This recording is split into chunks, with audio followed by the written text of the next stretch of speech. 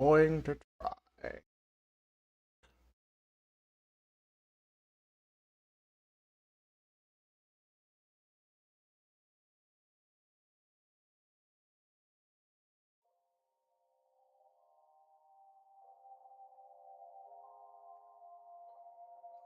Hello, everybody.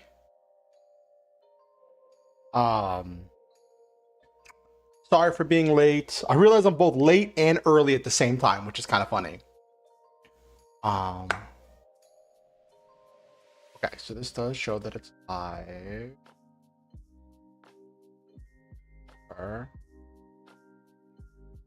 Why?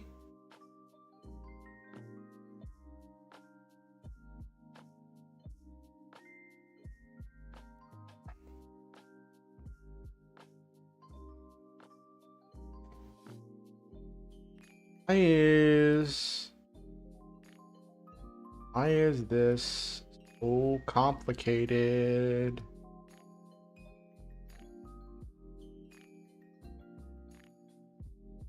Okay. Oh, what? Okay. I just wanted to update my title. Okay. All right.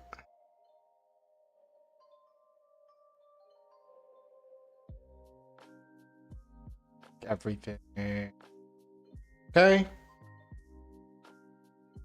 All right. Let me let people know that I'm live, and then we can get started.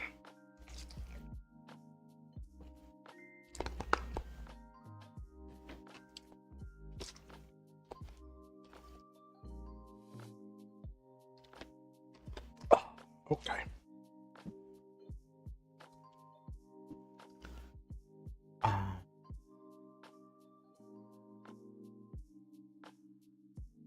Get rid of that.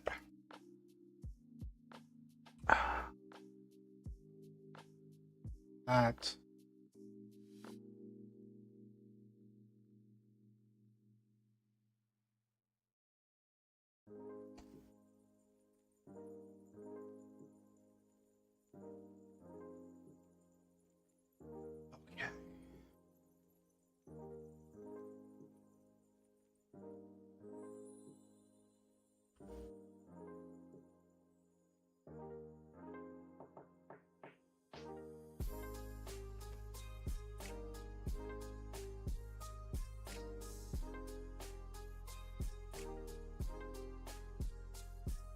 Okay.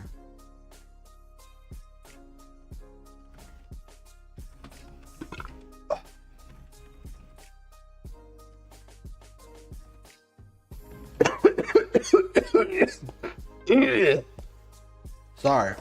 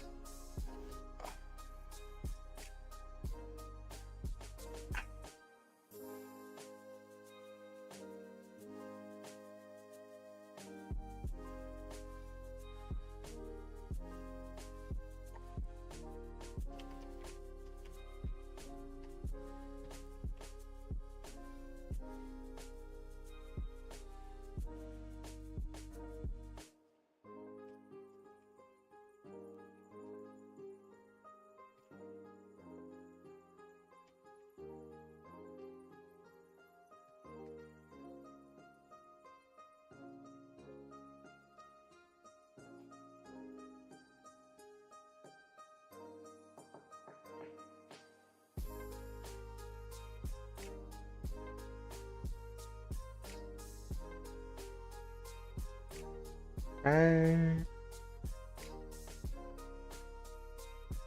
What? Why is...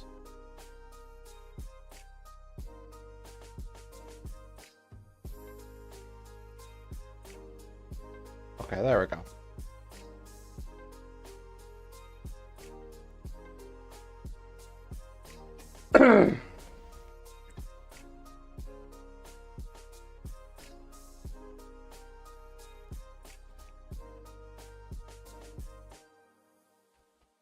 I am inhaling food as I'm posting that I'm live.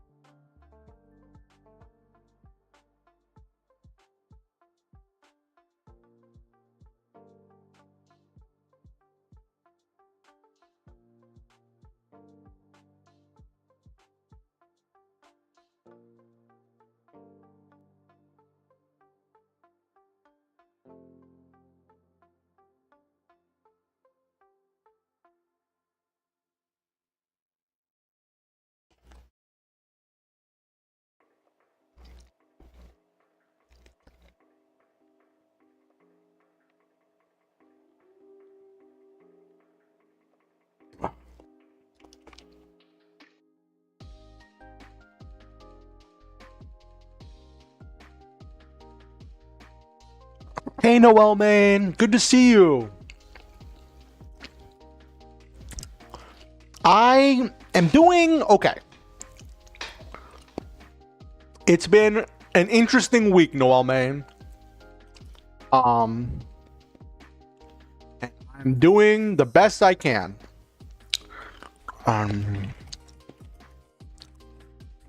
Uh,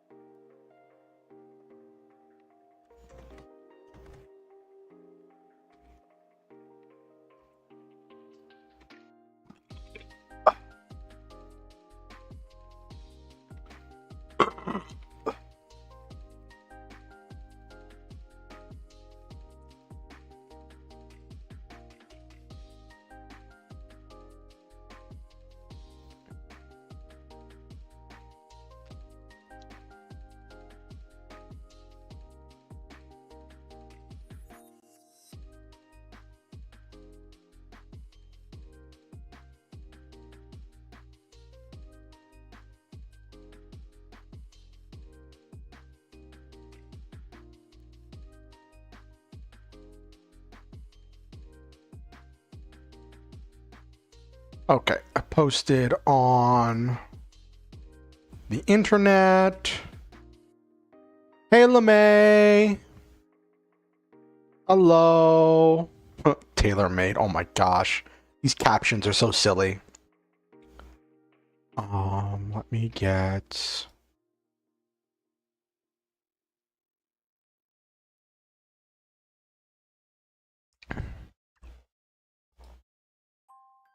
Why is... Okay, there we go. All right. Also, if you're watching the stream on YouTube, please be sure to like the stream. It helps with getting it out there.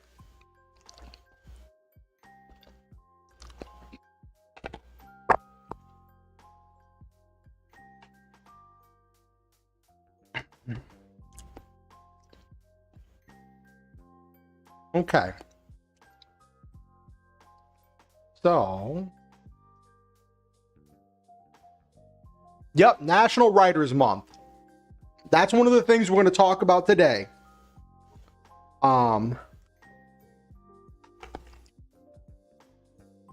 Originally, I was going to like go whole hog and just have today be the first day of writing the Funlandion story.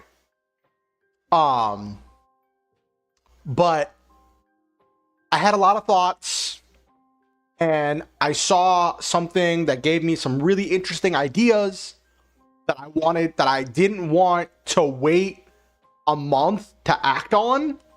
Because one of the things with me is that, like, whenever I have motivation to do something, I need to, like, act on that motivation before it slips away.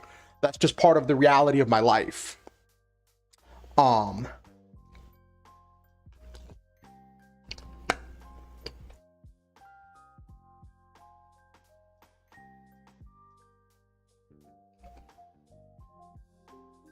So let me get my model up and running so we can get right into this stuff.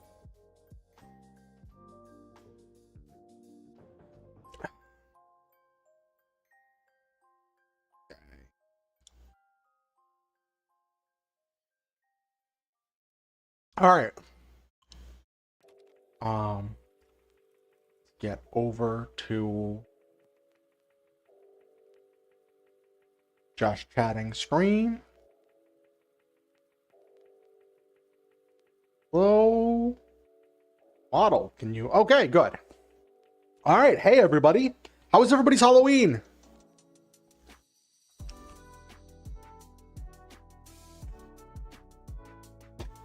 Thank you, Noel Main. I don't know if it's actually a holiday or if, like, because the thing is, National Novel Writers Month is the name of the organization that puts on the event. I don't know if it's actually a national holiday. But it's become celebrated so much that it's just become a thing. You know what I mean?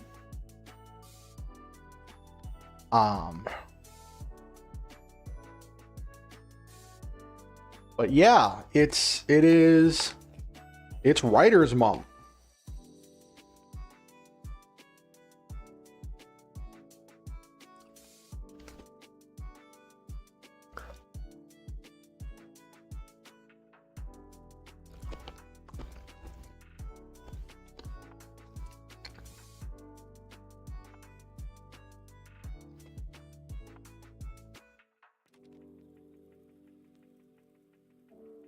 Draw timber. Oh no.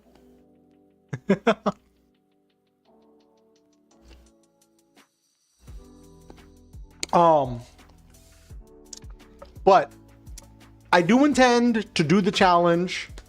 And to write a full novel in the 30 days. That is something I am intending to do. And I don't know what I'm going to do with the novel. I might actually, like, work on trying to, like, publish this novel this time.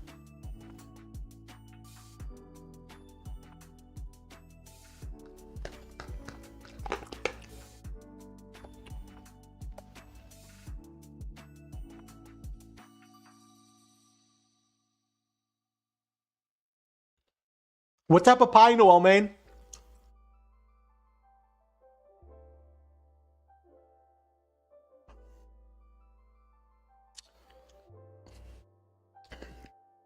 I spent time watching. My Halloween was interesting.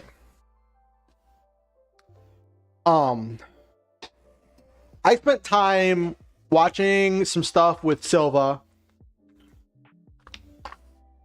And oh, that reminds me, I gotta do something real quick.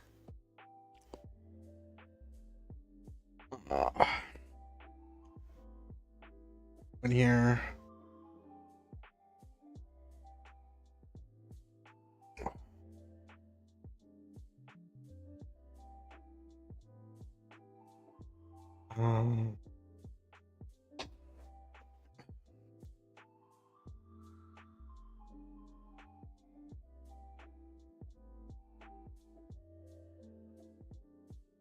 One second. I need to mute for a second. I will be right back. I need to make a phone call real quick, and I just remembered I need to do it before it's too late. So I'm going to go to the intermission screen, and I will be right back.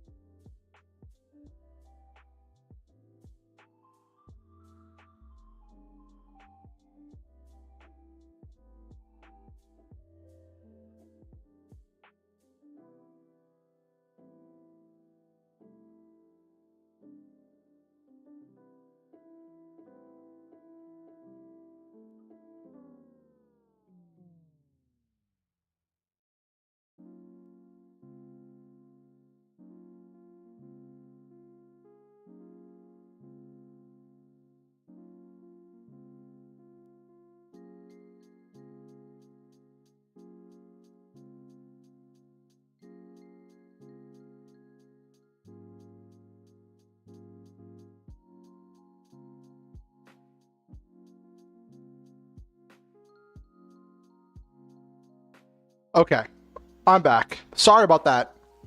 Very sorry about that. I just remembered something I had to do, and I was like, I should probably do that before it gets too late.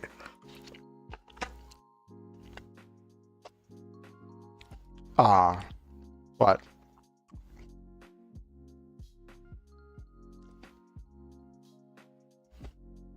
Okay. So, it's really interesting. I have been,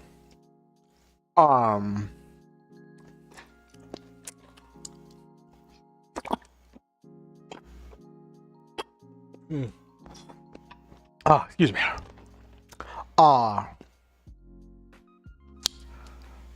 So a few days ago, right?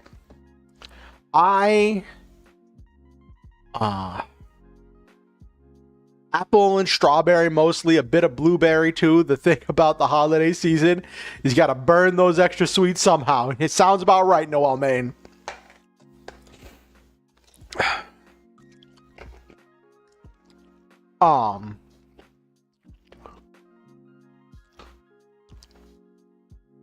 So this has been an interesting week. I'm a fan of VTubers. I watch multiple VTubers on multiple, so I watch a lot of indie, I watch some corpo VTubers, and I keep up with some stuff. But like, up until recently, I hadn't really been like interacting in like fan discords. I had been like interacting in like comment sections and stuff, right? And this past week, on a whim, I started like watching some stuff from like the V-Form Mirai, VTubers, and part of that came with like joining their Discord to like find out when they're streaming. And they have like interactions that like they do a lot of like interactions with their fans. And it's been really cool. I was being up really late for me.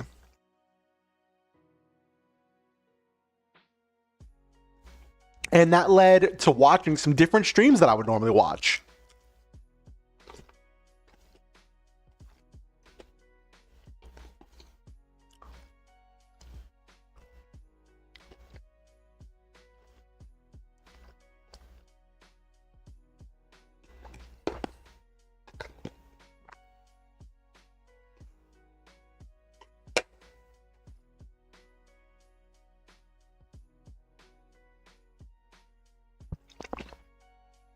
And then I saw something interesting that was really eye-catching. As I was looking at the corporate VTubers and stuff, I saw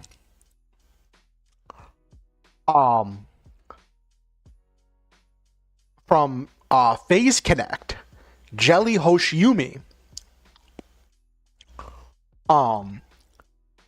had like drastically changed her Twitter profile.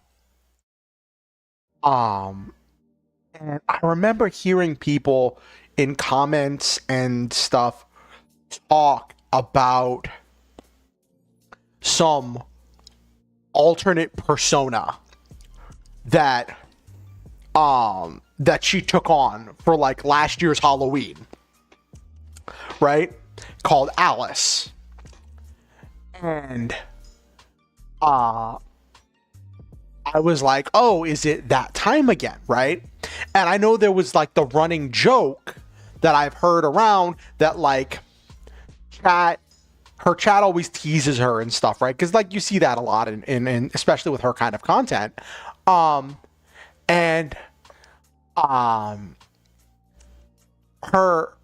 joke was that her chat prefers Alice to her.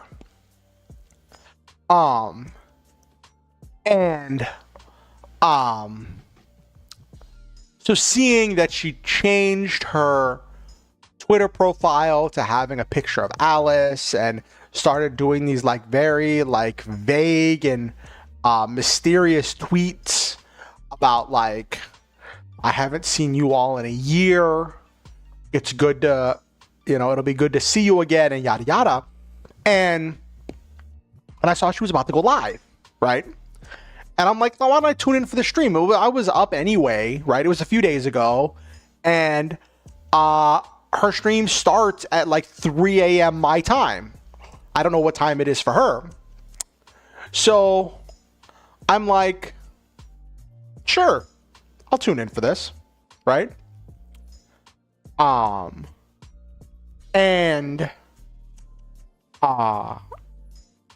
It was a wild experience where she's playing, because normally Jelly is this like boisterous and outgoing and emotional and very emotive person. And then like Alice is like this kind of blank slate, almost emotionless person who like tries to define herself by being whatever chat wants her to be, and being very girlfriend experiency, and being like, I'll like what you like, and doing the whole like I love you and all of that stuff, right? And it was really wild. And I kind of had it going on in the background while I was working on some other stuff. And it was interesting. And then like she's like, oh, I'll see you tomorrow. It'll be like a date, right? So I'm like, oh, this is interesting. She's like making a series of these streams as Alice. And it seemed like she was reacting to chat. She was dropping hints, leading down some storyline. It was really creative, right? And I was like, this was the Halloween thing. And there were some people who were just really confused. There were some people in her chat that were just like, what's going on, right? Who is this? Because there was, it's really funny when there are people who are like first time watchers of Jelly who are like, this isn't Jelly, what's going on? This isn't the person I saw in the clips. And so the second stream the next day was like this whole storyline of going, and she wanted to pick up a 4 gigabyte pen drive, a 4 gigabyte flash drive from the store, and going in different stores, and then she was trying different clothes, and it was her like changing the coloration because she normally wears a white shirt, so I think she was just changing the tint or whatever of the shirt. And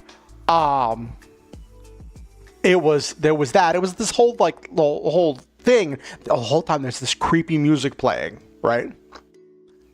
And she's getting progressively more and more clingy and desperate, and all of that. And chat was eating it up, right?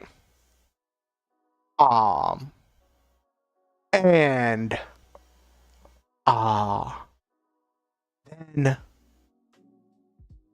she it's so funny. She ends the stream talking about like, oh, I love you, oh, this or that, let's get married tomorrow, and all of this stuff. And it was just really, it was like really over, like she was really going into the character, right?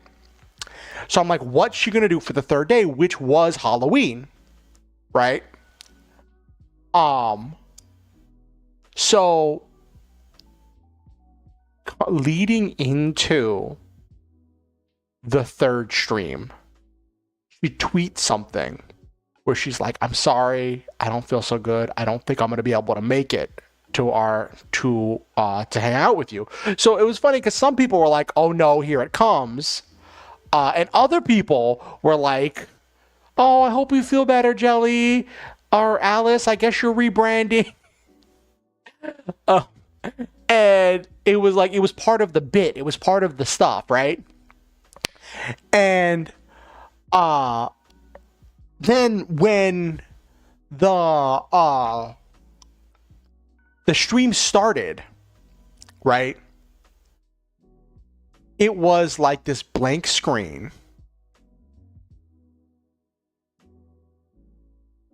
Yes, exactly, Noel Main. It was this blank screen, and then actually, it's really funny you mentioned that, Noel Main, and I'm gonna get to why that's really funny in a minute. This text box appears at the bottom of the screen that's like you and then ... and it's like you're watching a visual novel, and where like you are talking except that you were saying ... you're not saying anything, right?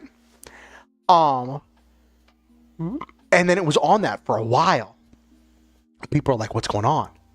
Then it moves and it's like, excuse me, then the background pops up, there's sound of like cars driving by, and it does this whole thing about like, oh, she's not here, I wonder where she is. And then it's like your phone vibrates and you lift up your phone, and it's this old flip phone, which was so funny. And it has a message from Alice that says, I'm sorry, I can't make it today. And also, I think we shouldn't see each other anymore. And, goodbye and everything, right?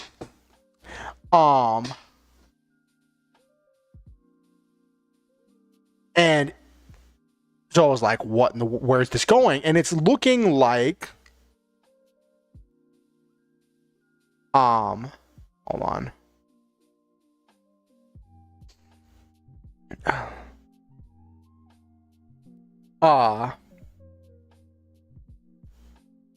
And the entire thing looks like a, a visual novel.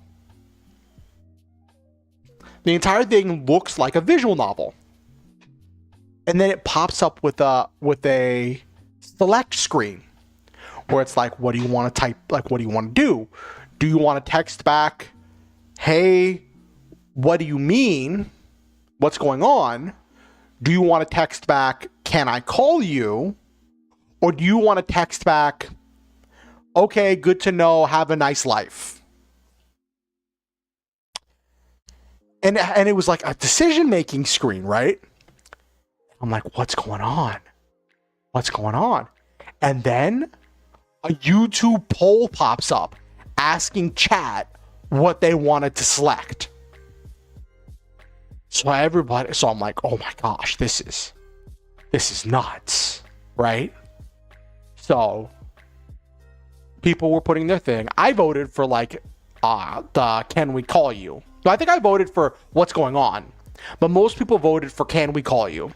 So then you see the things were getting highlighted, like someone was moving their mouse over certain options, and then does the Can We Call You, and then there's no response, and like it proceeds like that through this visual novel, right? And every turn asking, polling chat of what chat wanted to do. And you get to the end, right? After you get into her apartment and you see there's this beautiful scene with like Alice. I don't know if beautiful is the right word. Emotional scene. Alice is sitting on the floor in like a daze, right?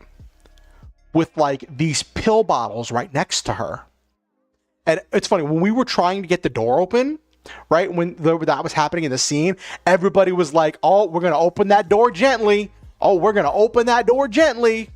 Which is why I thought it funny you mentioned the Doki Doki thing, right? And then she's holding, you see, because normally, so Alice has brown hair, but Jelly has blue hair. And Jelly has this headband that has her alien antenna sticking out of it and has this fancy dress. And like Jelly has this fancy dress and all this stuff. And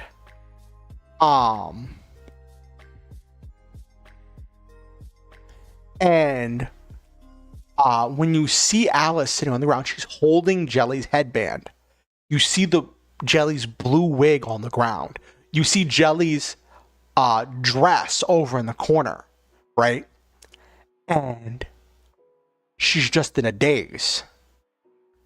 And you're like, and the story progresses, and it's like, her name escapes your lips.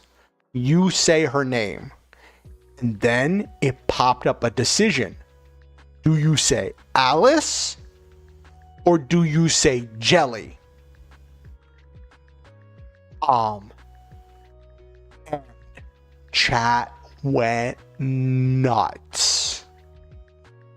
And I was, at the time, I had joined the Phase Connect Discord server. So I was watching the Star Knights Discord channel, which had been renamed to the Alice Knights, right? And the name had been changed from blue to brown. And there was this whole, and it was this whole thing where like someone was saying like, we've made this joke about how we prefer Alice to Jelly, right? How serious, how much is she committing to the bit right now? How serious is she about all of this?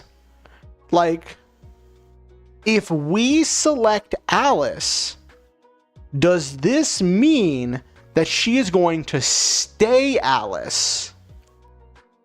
And she's just going to be doing creepy, clingy girlfriend experience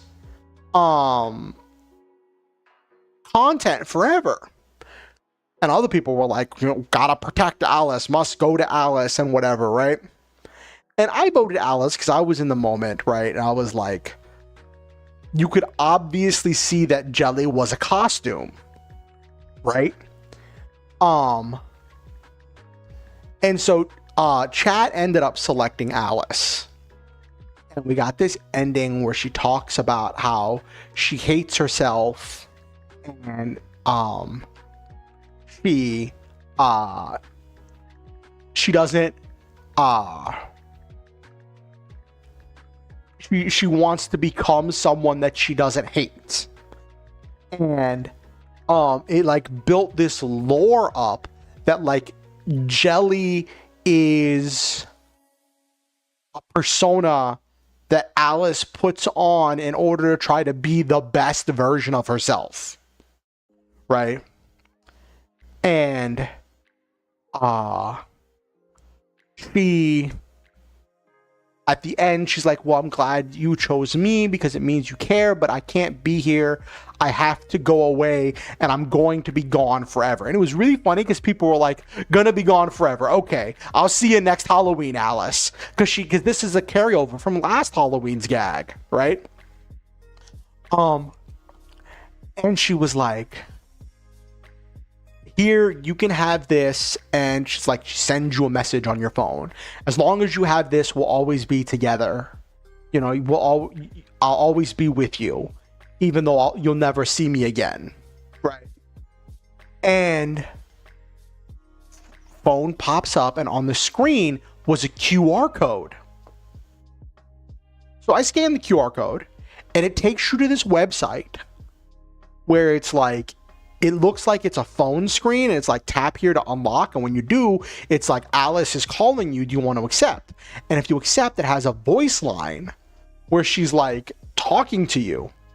And she did multiple voice lines. So like, if you do the site and then you wait a little bit and you do the site again, you get a different voice line. Someone was saying there's like, they were counting and there's like over 21 different voice lines and counting. Hold on.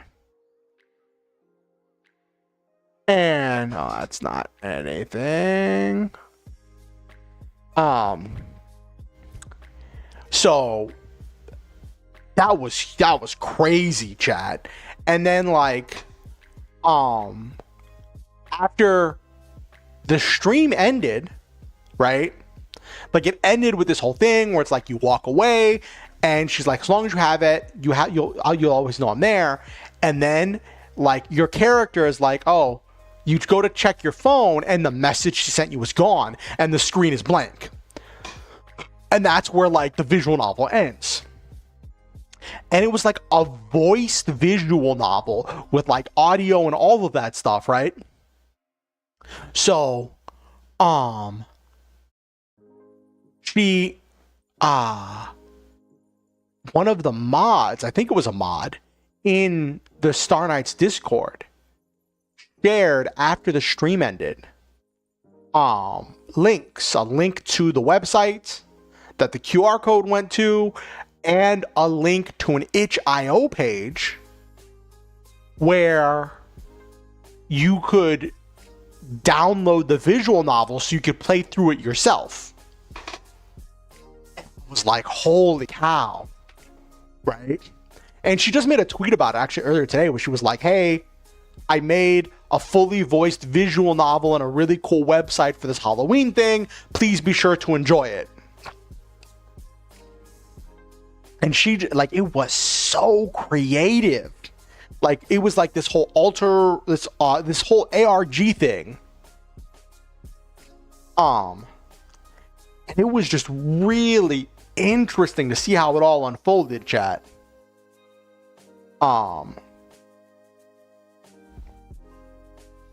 And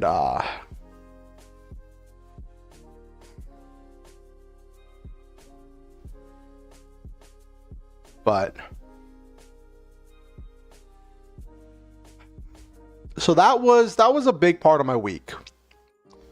And something else happened this week. That I wanted to talk to you all about.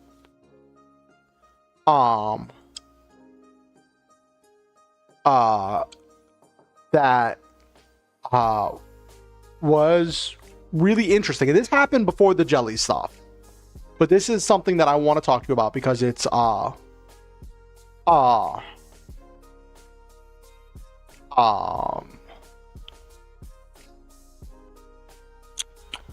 I think it's really cool. So like last week, I think it was, Okusen had bought me. Yeah, it was so dramatic, Noel Main. It was so dramatic. It was so dramatic, so cool, so creative, right?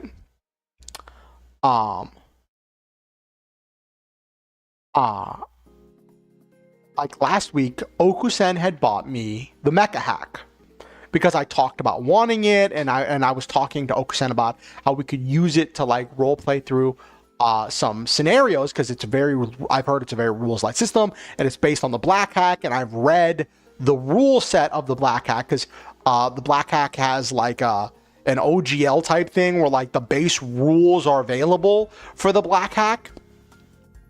And so you can make your own versions of the black hack. And not Black Hawk, Black Hack. Oh my gosh, these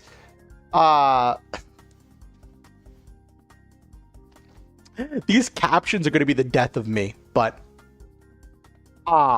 and so I was like, these could be, because I'd heard about using the mecha hack combined with the space hack for doing different types of stories. And I told Okusen we could use it to roleplay through a story for one of Okusen's characters and a side story from our Lancer campaign. And I'm like, this could be really simple and rules light and really easy to do. So then I read it and I went through it. I'm like, this is really interesting. So I started looking, like as you do, for more content related to the mecha hack. And that led me down some interesting rabbit holes. I found out that about the whole thing with how the creator of the mecha hack has created a new game that's like an expansion, not really an expansion, but it's built on the mecha hack called Aether Nexus, that has this whole like in-depth world and lore and mechanics and all this stuff, right? But the mecha hack is a very rules light, narrative-based system for doing a mech-based role-playing game, right? And Okusen also bought me the mission manual, which is like 100 pages of extra stuff, of all this stuff to expand the game. And so as I'm looking for it, I find this video on YouTube by Sukami B. Dorney, I think it was. I think that's how you say your name. Hold on. Let me do.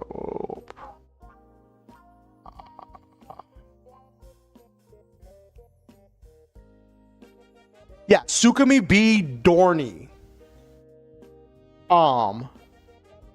And it was an introduction to something called Operation Rubra. And she said it was going to be a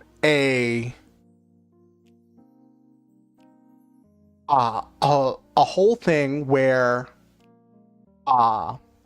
she used the mecha hack to run a game, but instead of having players, right,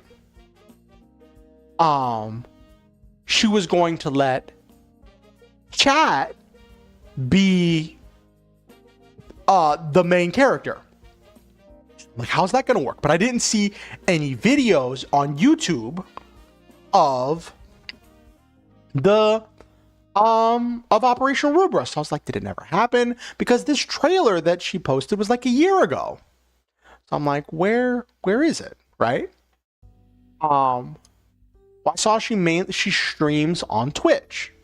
So I went on her Twitch channel, right?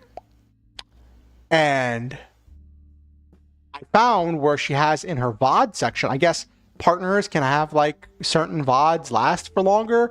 She has these 2 VODs.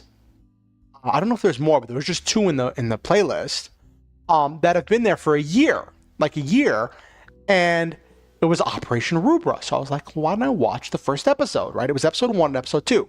I don't know how many episodes she did, but those are the ones I saw. I'm like, right now, I'm like halfway through episode 2 right now. But episode 1 was, oh my gosh.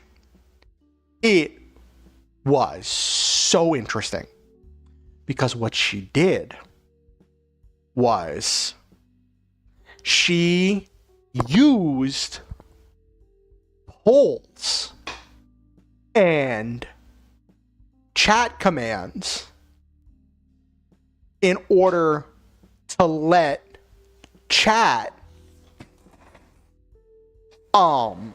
command and decide what was going to happen to the main character. So it was kind of like a choose your own adventure kind of thing, right? Except it was more freeform and like, hey Nabiru, you are here just in time.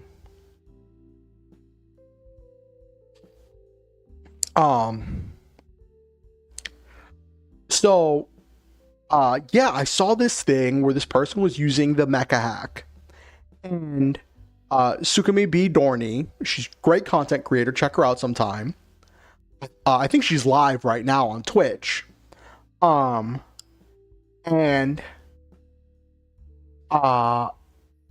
she used polls and she would create polls based on what people said they wanted the character to do, and then let chat vote on what they wanted the character to do, and then she would like go through that scenario.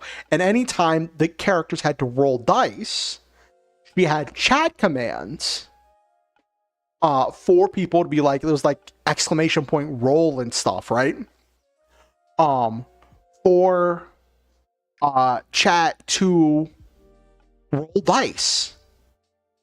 And she would just take whoever rolled first.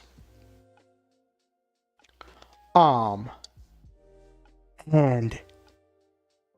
it was so interesting watching the directions that chat took certain things and where people went with things. And you know me, I love TTRPGs. I love TTRPGs. I love mech stories. So I got really wrapped up and invested in the characters and the world and all the stuff. So like when I was looking at it, my first thought, because I enjoy game mastering, was, could I do this? Like, could I do this on my channel? Right? And I'm like, theoretically.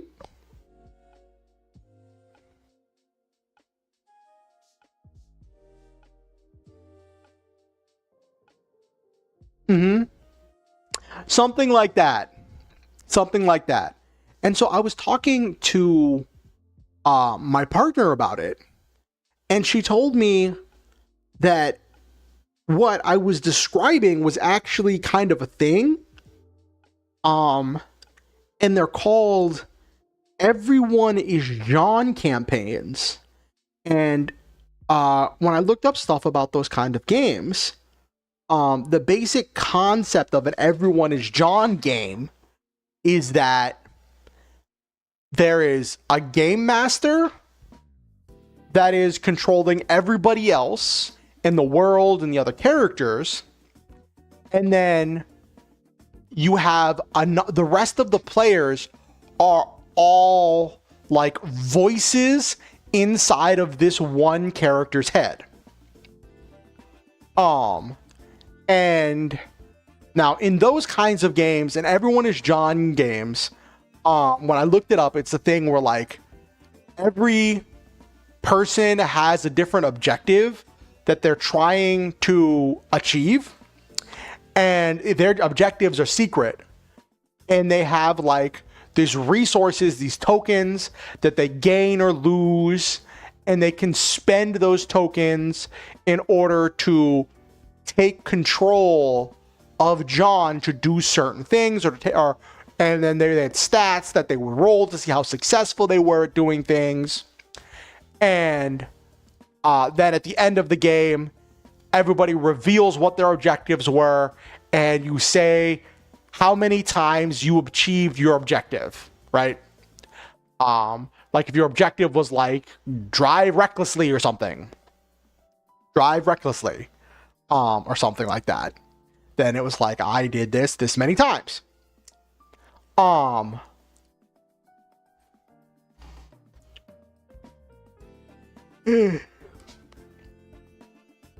And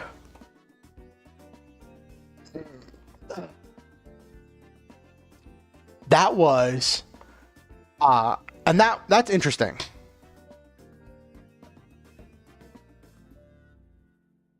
Something like that, Noel Main. But for this, you all wouldn't have like separate objectives. It would be, I mean, I guess you might if you all have different things you want to do. But like, it would be like, okay, I would ask, this is a thing that's happening, what do you want to do?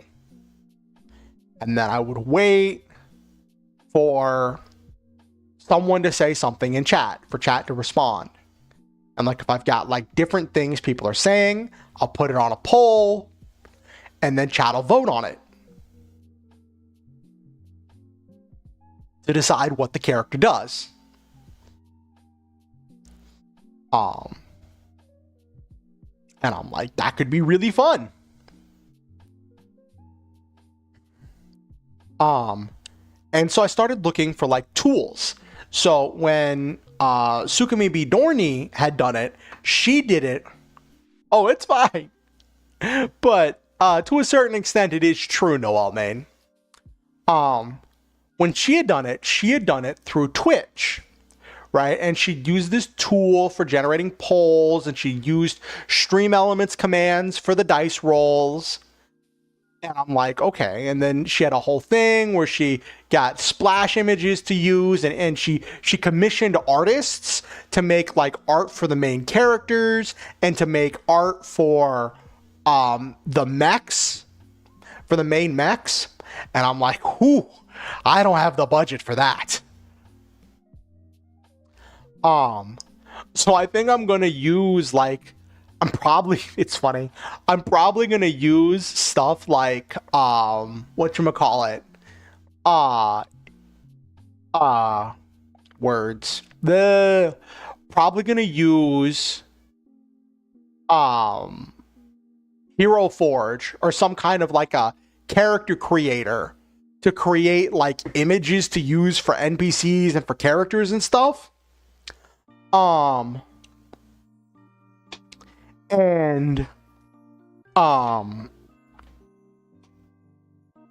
use the mecha hack comes with some default art of like the different mech frames. It comes with some things you can use as tokens for NPCs and enemies. And I'm probably just gonna use that stuff, right? I'll have to find maps. It'll be a thing that just like find maps and get stuff organized. And the reason why I'm thinking about doing this with the mecha hack instead of doing it with like Gitter, getting the robot, is that the mecha hack is vastly far and away simpler than D&D. It is so much simpler, and if I was to do it with D&D, I would have to like strip down so many of the rules in order to like make something functional. And then there would be ruling questions, there would be stuff, but like the mecha hack is so streamlined. So I was like, okay, so I got to figure this out, right? And looking at stuff, right? As I was looking into stuff, the tool that she used seemed like it was just for Twitch. So I'm like, I need something that I can use to poll both Twitch and YouTube because I dual stream, right? And I was looking into that, and I found that there was like some questionable stuff that had been associated with Stream Elements. And I'm like, ooh, not a big fan of that, right? I'm not going to go into the details, not going to go into all the specifics. This is not a political channel. I don't go into like that kind of stuff, but I just saw some stuff I wasn't super comfortable with the Stream Elements. So I was like, okay, so I want to move away from Stream Elements, And as you can see, there is still the stream element stuff in the chat because I haven't done it yet. I haven't made the jump yet. This all happened like a few days ago. So this has just been like stuff happening, you know? And so I'm gonna be doing some stuff and setting up some stuff. And it's gonna be a thing where I'm gonna, for my chat bot and for a lot of my like alerts and stuff, I'm gonna move to, I believe, Botrix, which is another web thing that can connect to both YouTube and Twitch. So I'm gonna switch to that, for that, and like cancel my Stream Elements account and stuff. And I'm looking into using StreamerBot for the polling because someone made a module or whatever, a thing for StreamerBot for doing polls across multiple multi-streams. So I'm like, I could use that for polls.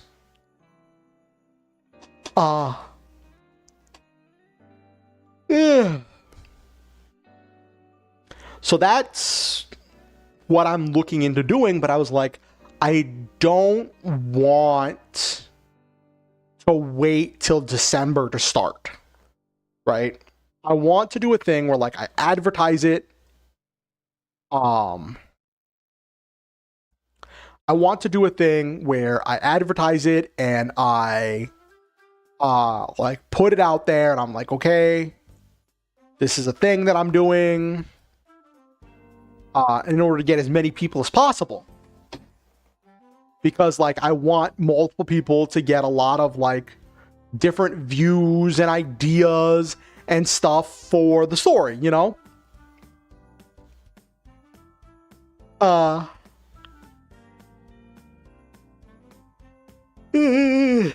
Okay. So, yeah, that is something I want to do. What do you all, chat, think about that? Does that sound like something you, my community, would be interested in? Because I've noticed there are a lot of people who like TTRPGs and storytelling and that kind of stuff in my community. So I was like, is something like that, where we craft this story together, something that you're interested in? Because I was thinking, because you know my mind always spins things into the next step, right? I'm always thinking of the next thing and the next step of like where stuff's gonna go.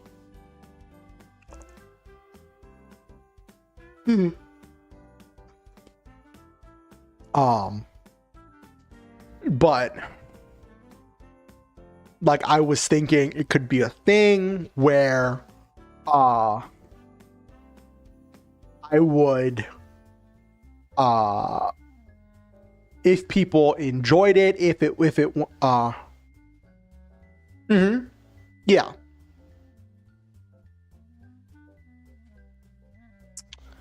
I was thinking it would be a thing that like if people enjoyed it, right?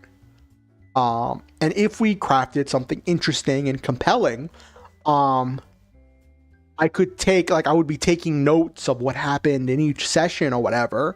And if we did it like once a week or once every 2 weeks or even once a month, right? Taking that, the results of that, the notes from that stream, and turning it into a short story.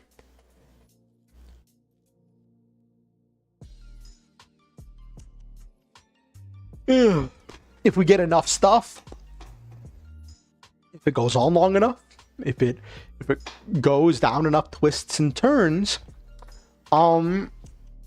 maybe it turns into a novel. You would like to try it? Okay, Noel Main.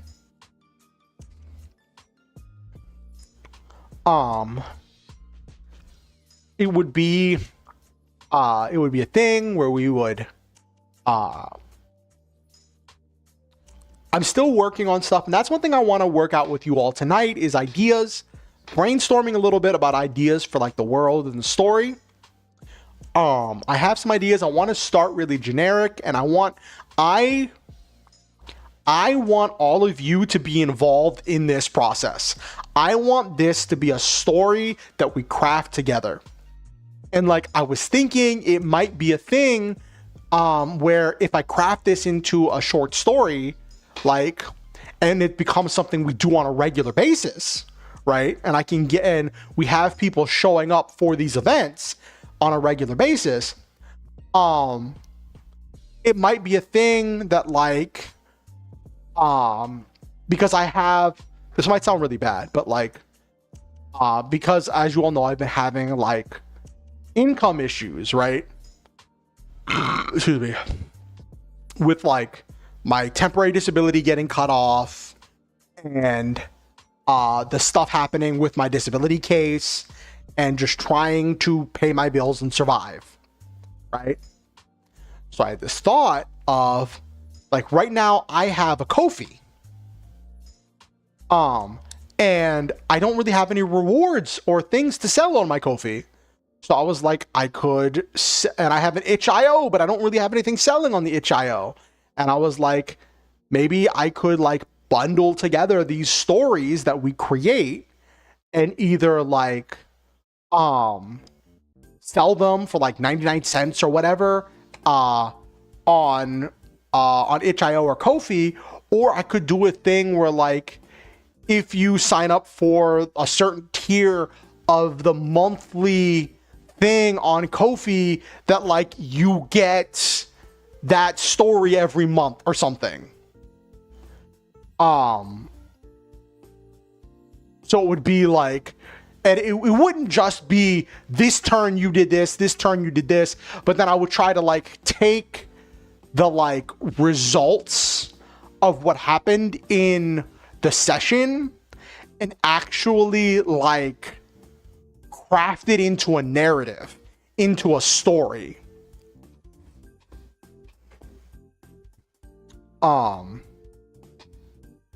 Depending on how people feel about it, like if people like feel really like betrayed or like they don't like the idea of me selling it, then like, you know, I'm not, and then I'll just post it on the Discord or something.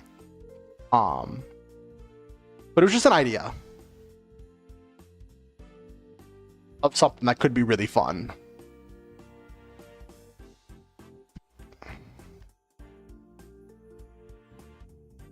And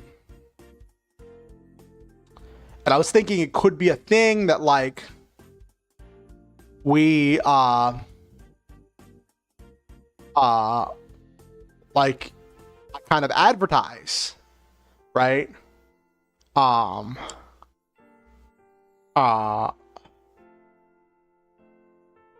Where it's like, hey, do you want to come to this stream that I'm gonna have and get to decide what John, like get to contribute towards what John does this week, you know? And I just thought that could be interesting. I think it would be kind of a good, because I'm trying to think about how to do a cross section of the things that I do in this channel, right? I do TTRPG stuff, I do story-based stuff. So I just thought bringing those two things together would be a thing.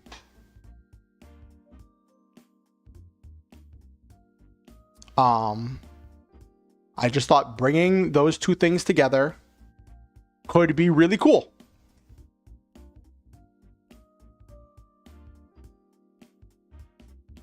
Um,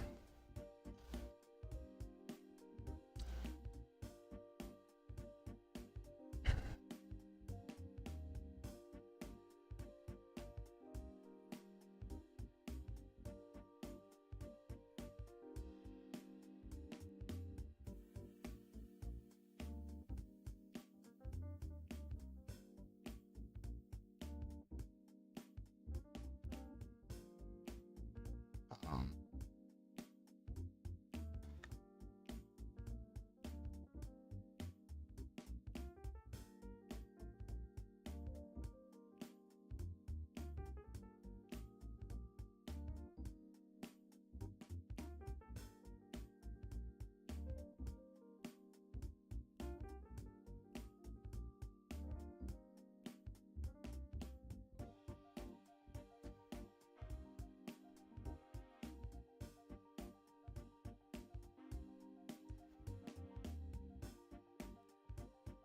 um, so, let's get to, some of the stuff, explaining, uh,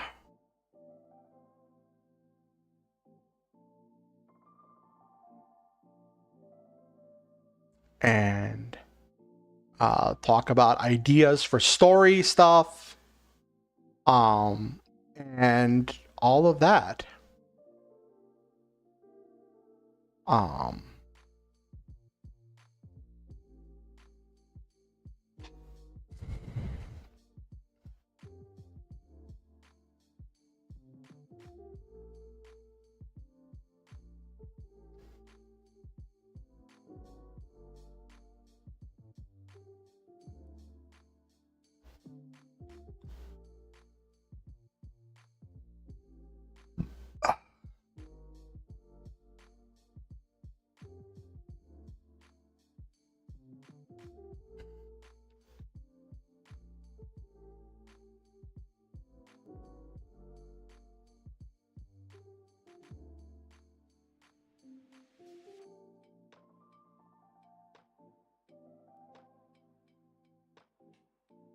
Okay.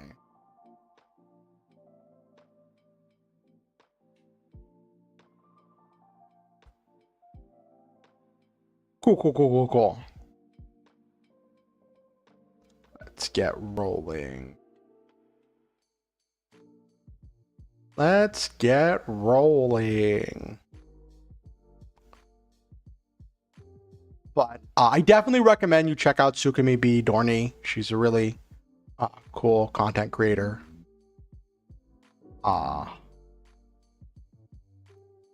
And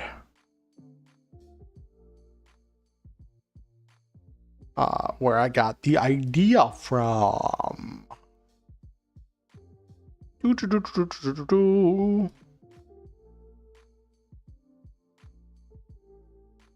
So let's get going. Let's get going to tonight where we talk about stuff.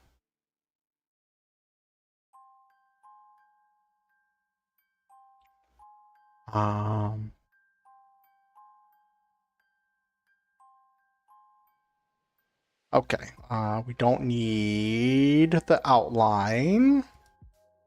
Doop. I'm gonna have to redo a lot of stuff with my stuff. So, when I was watching Tsukumi B. Dorney's Operation Rubra, she did this thing where she would ask her chat how they wanted to proceed in any situation.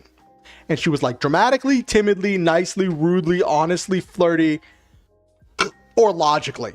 And it was interesting because these were, I don't know where she got these words from, but it was like this wide range of like very open-ended questions to be like, what way did chat? So if chat couldn't like give specific things they wanted to do at any kind of an impasse or situation, then like she would just ask this thing. Now, obviously, because chat is chat, and just the way of VTubers, because the way VTubers work, very often when she made this suggestion, when she put this up for people to ask, everybody or almost everybody chose flirty. Because chat is silly. It was actually really funny if you watch her thing on Twitch, where like the first time, like when she's introducing the character, you're like a regular, like in her story, like you're starting as a regular person, a regular girl, who was like waking up and or getting up after spending it all night playing, gaming, and going out, and like the first like test conversation was a conversation with the character's father in their family home. And so she put this up, and chat just like selected flirty, and she's like, this is your father.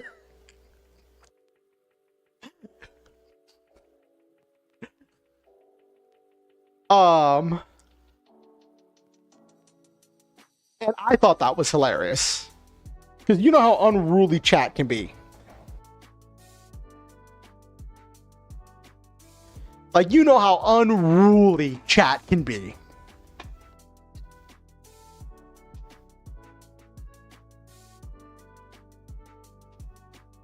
Now, I wasn't sure if I wanted to directly copy this, or if I wanted to do something a little bit simpler, right? In the Mecha Hack, there are 4 stats. Let me pull them up.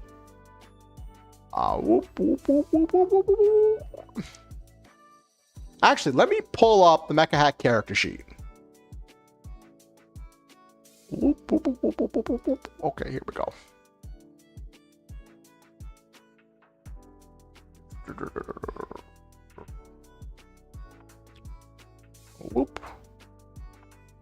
Here we go. See what I mean about it being really simple?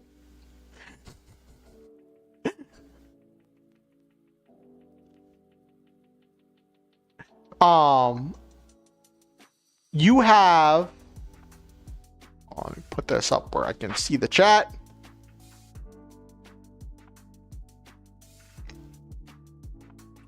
You have like 4 actual like stats or ability scores.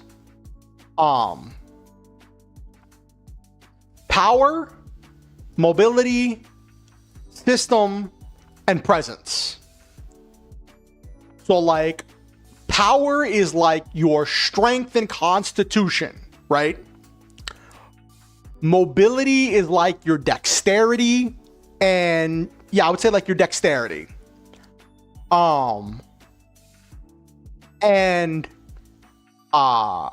System is like your intelligence and wisdom. That's your ability to use systems, to think intelligently, to come up with creative solutions. And presence is essentially your charisma and like your persuasive ability, the strength of your character in like persuading and communicating with people.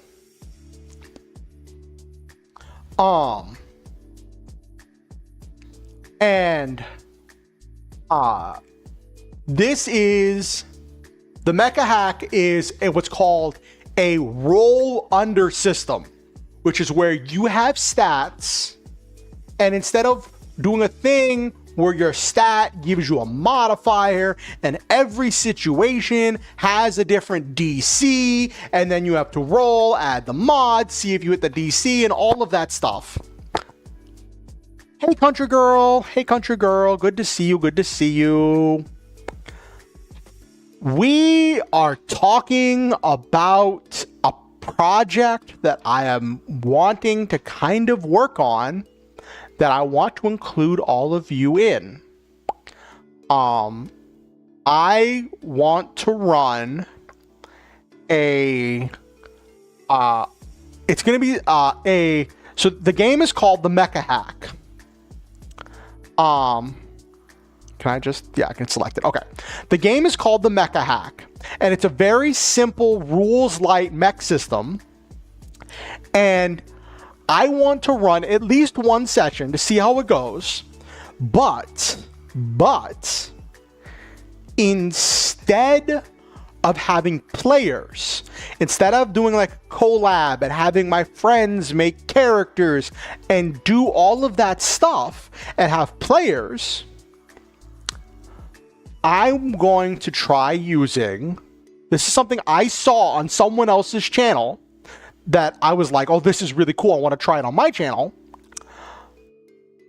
using polls and chat commands to let chat control the main character, and doing essentially a TTRPG session with just one character. Well, one player character. I might have NPCs that are like a part of your party or something, right? But you would be the main character. Chat would be the main character.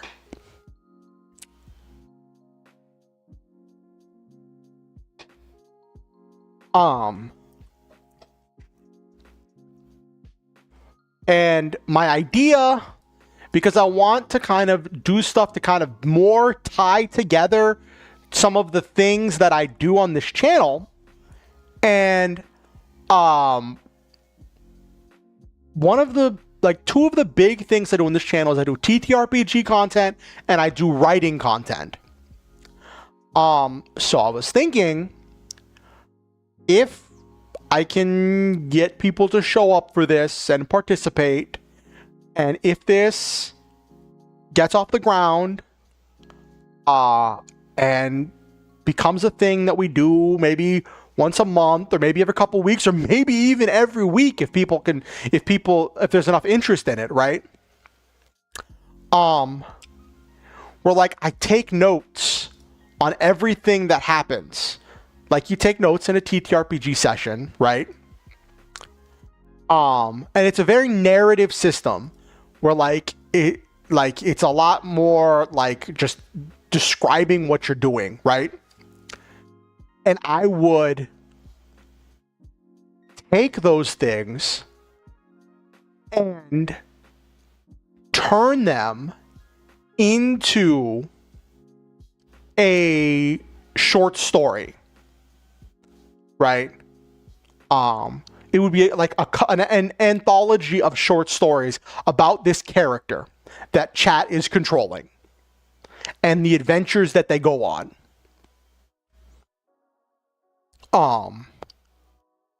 And I thought that could be really interesting.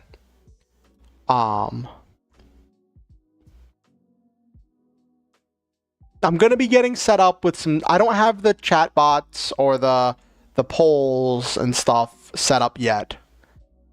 This is all literally stuff that I started thinking about this like 3 days ago. Not even 3 days ago, chat. So I want to get this stuff put together, and I wanted to gauge chat and see how you all felt. So now I felt that because I know that there are a lot of people who have come to my streams that get lost whenever I do the rules exploration stuff. Whenever I go into, like, a lot of my writing viewers, and whenever I go into the mechanics and the percentages and the rules and all of that stuff, some people get lost. Some people are like, I don't know what's going on. That's a lot of numbers. That's a lot of stuff. And that's a lot of mechanics, which is why I think the Mecha Hack would be great for this, because it's very, very rules light.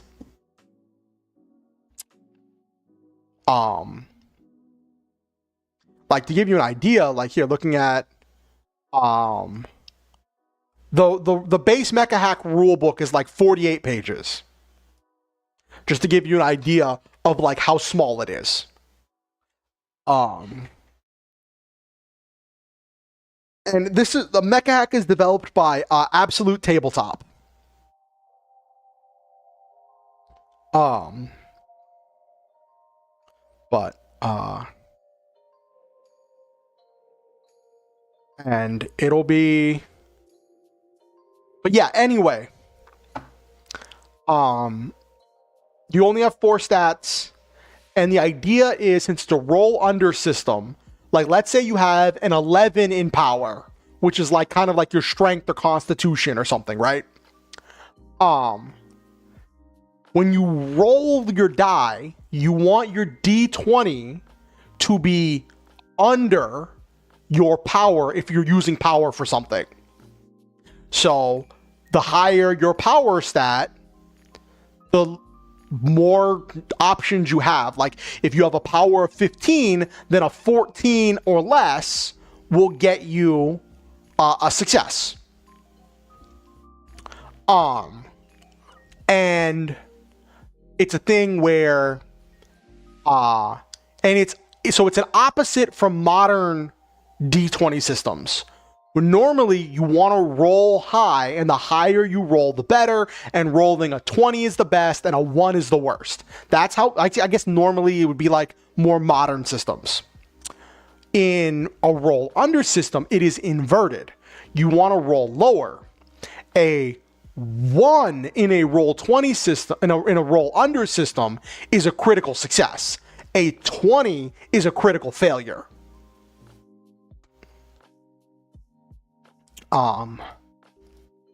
So that is your stats.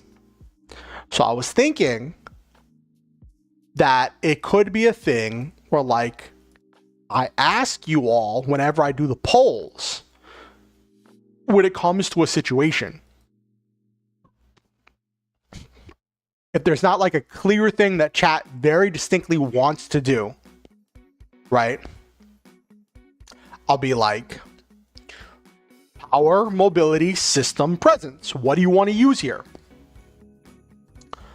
Like, but I don't know if that's going to be too mechanical, right? The idea would be to do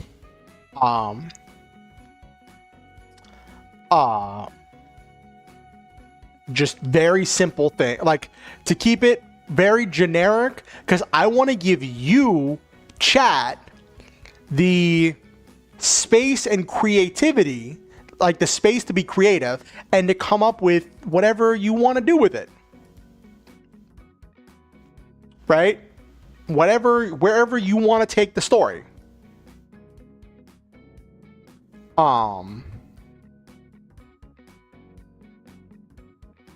But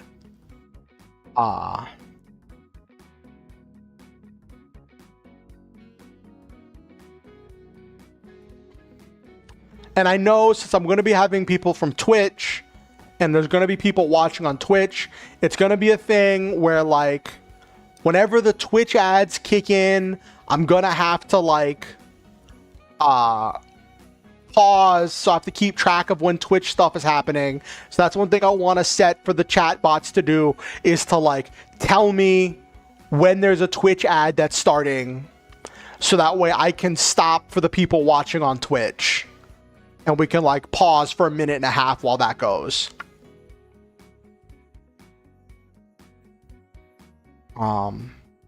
But do you all have any suggestions or thoughts?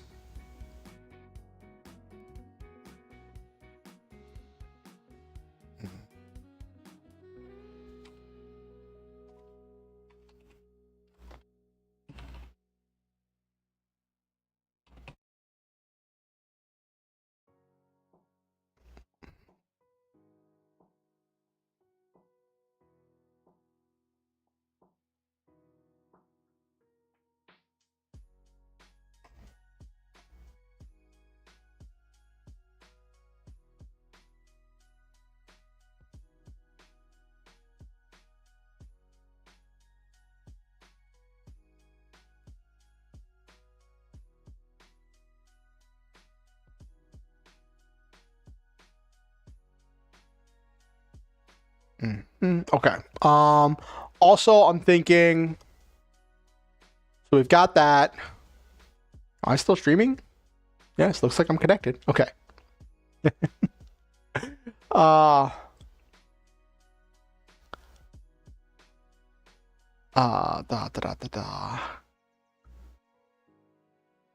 So idea I had was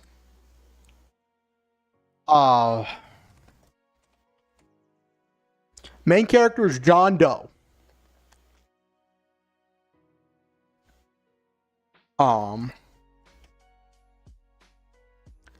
And I was thinking it could be a thing where, like, to keep it like really generic,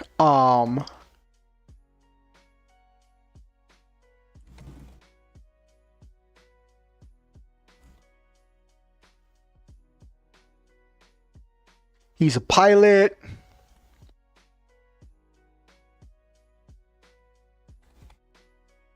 In some kind of a mecha military, right?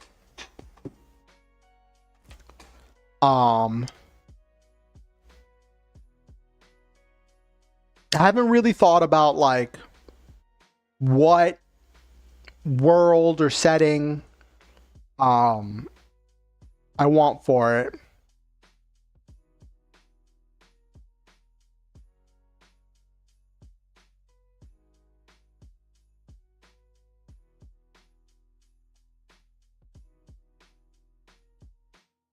That's a good point, Noel Vane. But just the options based on the system could get too repetitive. That's a good point, Noel Main.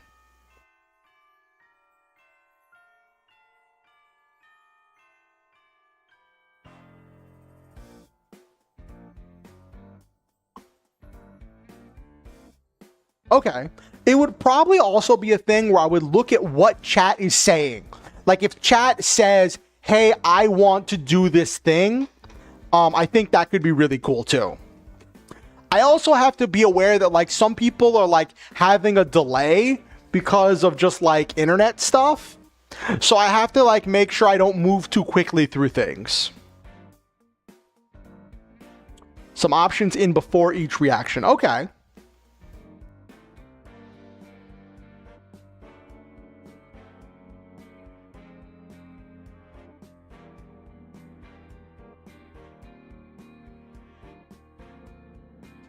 Okay.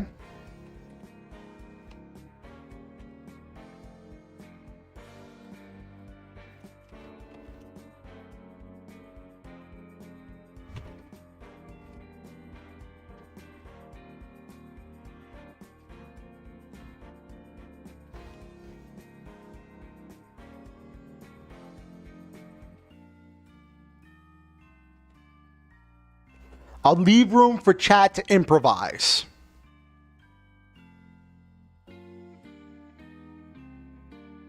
His name is going to be John Chat.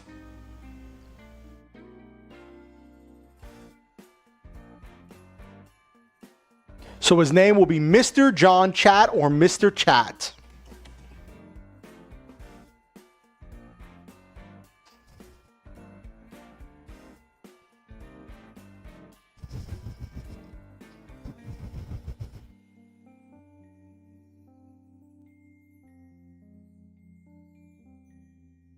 Well, if he's in a military, I guess I call him Private Chat. Sergeant.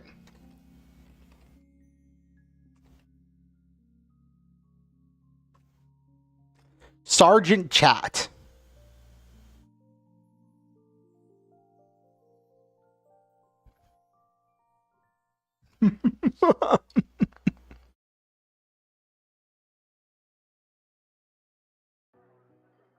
So I had this idea for at least the first arc, right?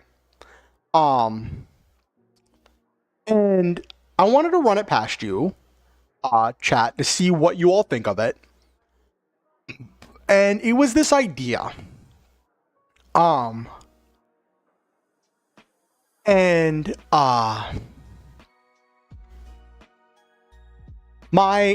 There is this trope that I have wanted to use in a D&D campaign that I haven't really had a chance to like fully embrace. I've kind of done a little bit in the Lancer campaign, but like it's not the same.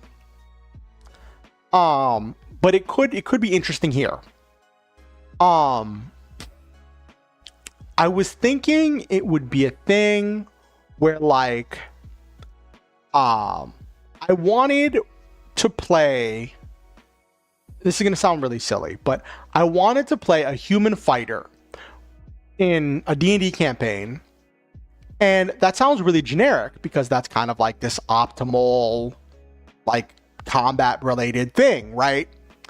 But I was gonna like try to have this like compelling backstory without it being like tragic or edgy. And I was gonna keep it really simple to just be a thing where the character started as like a guard or like a soldier, and for whatever reason got hired because either like the king's wizard or some mage or some squishy mage paid the army to like get a guard assigned to them while they're delving into some kind of a dungeon, right? And then that human fighter proved very capable and valuable getting through the dungeon, and then gets to the end of the dungeon and gets the loot, and the human fighter gets like a tip where like the mage or whatever is like, oh, thank you, you did a good job, and here you can have this bit of the loot, and gives them like 1 gem out of the loot pile, right? And like that 1 gem is worth more than the soldier would make in like 5 years, right? And so he's like, oh, wait a minute, maybe I could make more money in the private sector. And he then leaves the military and becomes an adventurer, a sword for hire, and gets caught up in things, but he still has this innately good characteristic where he wants to help people, and in the process of this gets caught up in bigger and bigger things, leading to like escalation. And you know the way D&D campaigns go, you start fighting rats, you end fighting God, like that. It's just the way it is, you know. And I've like I'm playing this kind of as a thing in the Lancer campaign that I'm playing in, is kind of what I'm playing there. That's a bit of the idea. But I was thinking it could be interesting to kind of adapt some of that idea into the mecha hack. And do some kind of a thing where John Chat is just a sergeant in military, and maybe they're monsters or aliens, and it's a thing where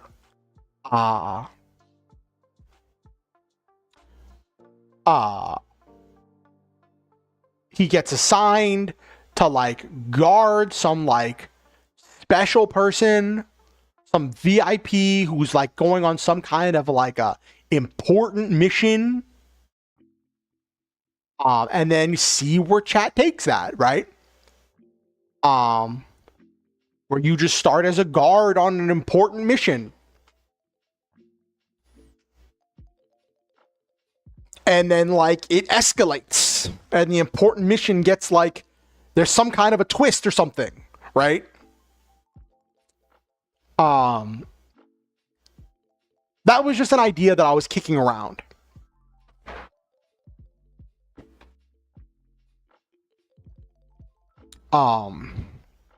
that could also create opportunity, because I also want, if possible, I want each stream to be kind of, at least kind of, self-contained a little bit, where like we aren't like ending in the middle of a combat or something, because the game is very smooth.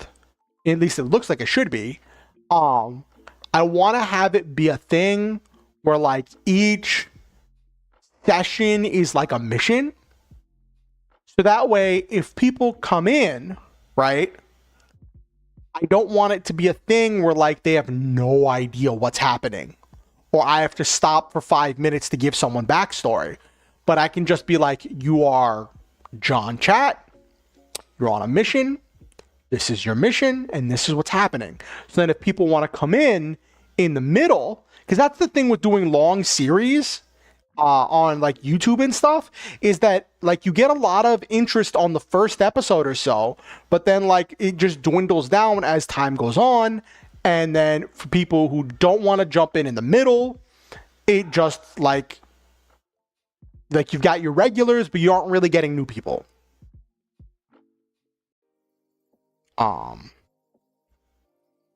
So that's just a thing.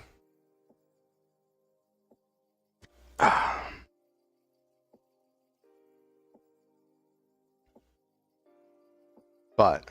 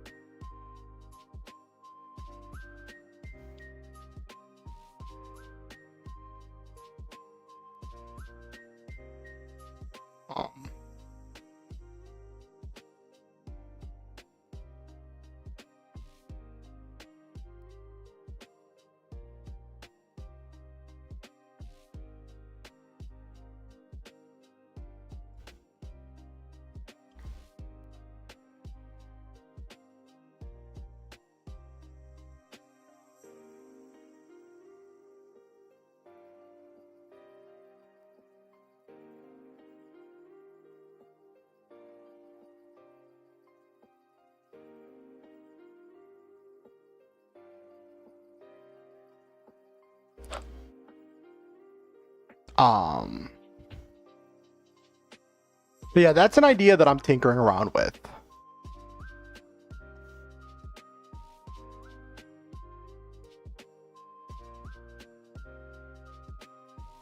And I still want to do for November, I still want to do my novel, right? So it's not going to be just this. I want to do like writing streams and stuff, working on my novel. Like once I'm done with the stream tonight, I'm probably going to work on my novel a little bit, just to get started.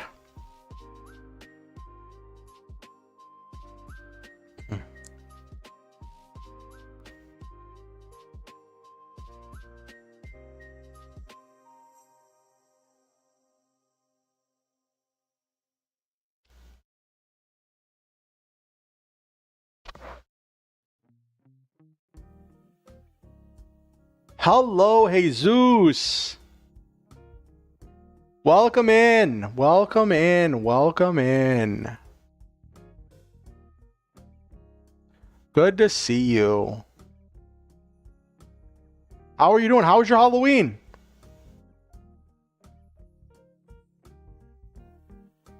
It's going good. I was just talking about an idea for something, a project I want to do that I want to involve everybody in. So one of my friends saw some good horror movies. Nice.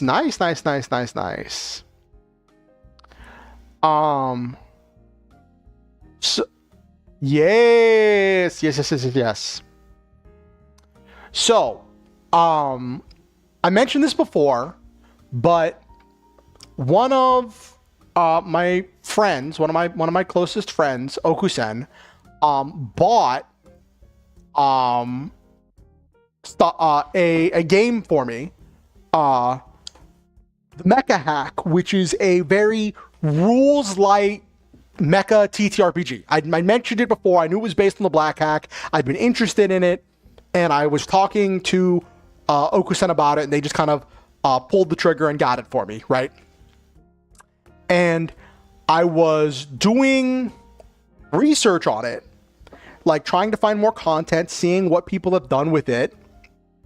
It's done by it's by Absolute Tabletop, and found this thing on YouTube, on this YouTube channel of this VTuber, Sukami B. Dorney, and she'd had this advertisement for a series she was doing called Operation Rubra, where she was going to do a thing where she was running a mecha hack campaign, but having chat be the main character.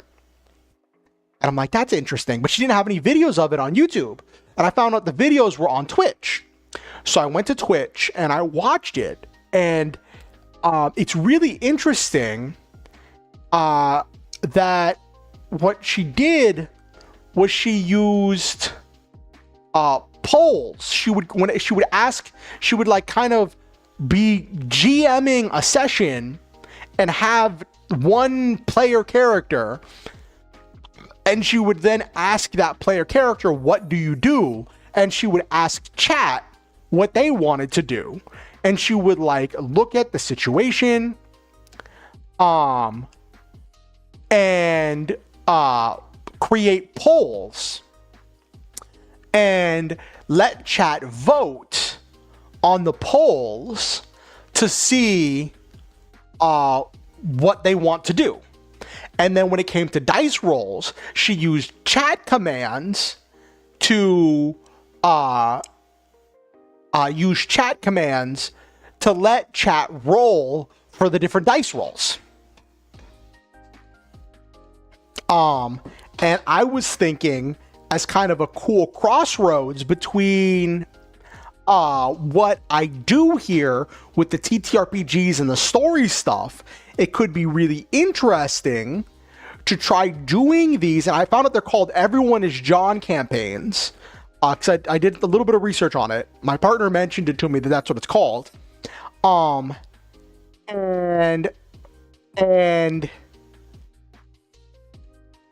then take notes on what chat does, what chat selects, what happens. And then after enough of them are compiled, right? Make it into a short story, right? And I was like, maybe I could do a thing where it was a short story that like either I would like sell like on my Ko-fi or on my itch.io, or I could put out as like, maybe it's a Ko-fi reward for monthly members for the month, for the people who sign up for the monthly thing, right? Just like every month, part of your membership is you get the next chapter of John Chat's story, or something. So that was just something that I'd been like tinkering with. What you got here, Noel Main? Imagine this. John Chat is a recently promoted sergeant at the military, so we got a standard mecha. He goes on a mission, like you said, probably with a private sector party. Okay.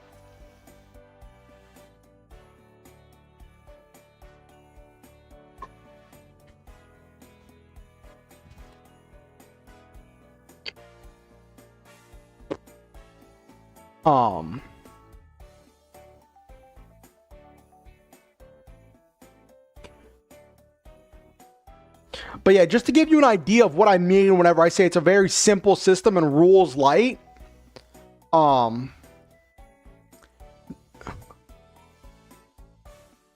Thank you, Jesus.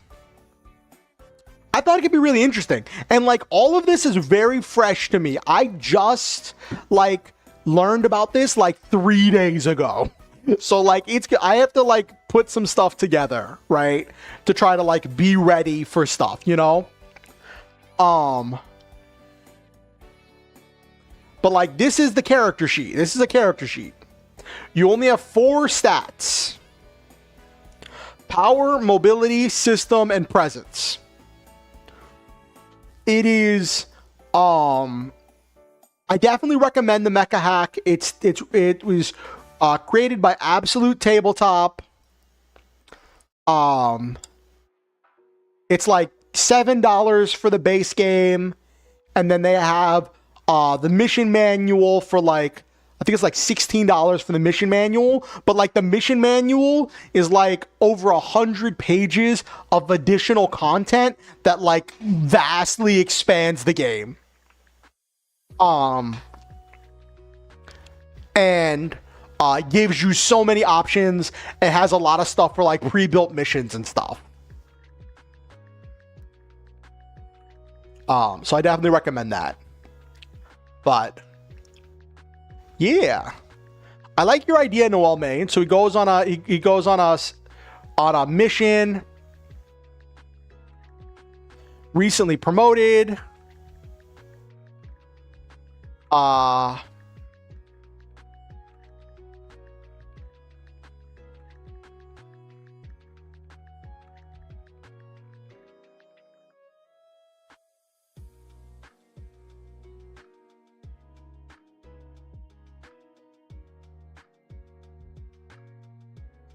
But it would be, so I could just like come up with all this stuff on my own, but I wanted to like start coming up with this stuff with all of you with chat.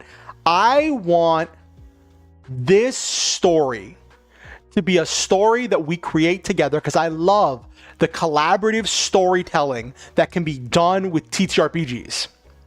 First session is kind of this mission going to get this loot on a lost dungeon. Basically, after this mission, John goes to the private sector, like you said, and got to take some jobs. So you kind of, yeah, I like that. Okay.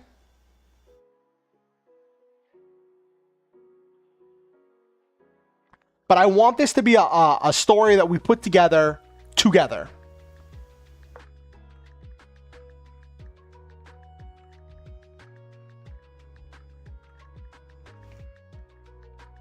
What? I just got a text from someone. Hold on.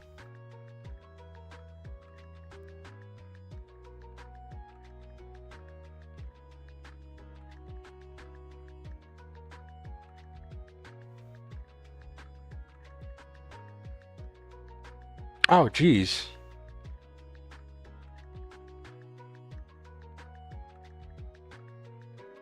Some of my old TCG friends are getting together to hang out.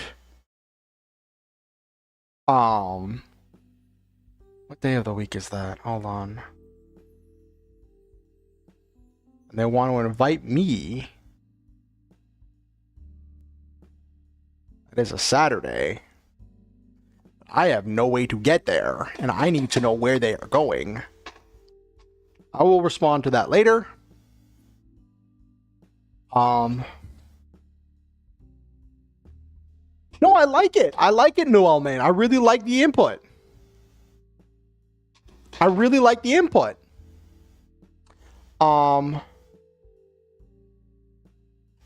Listen, I'll be right back. I'm going to use the restroom. I will be right back.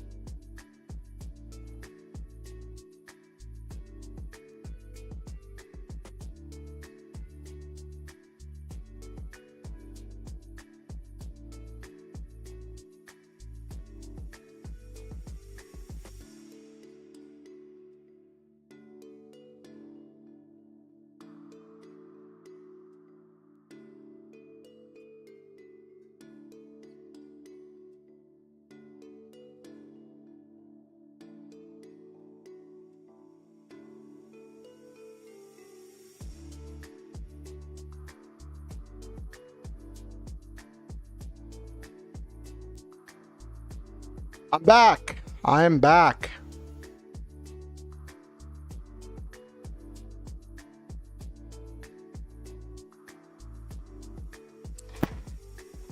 Okay.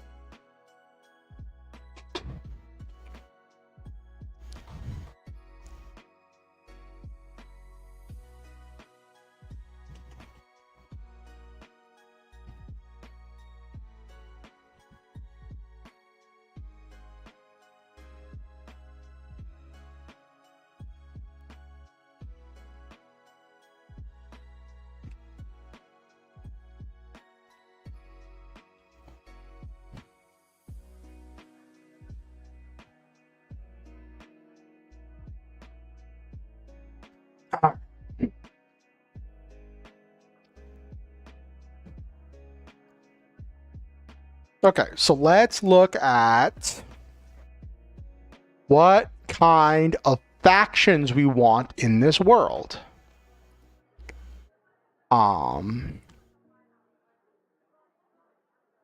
So normally what you do,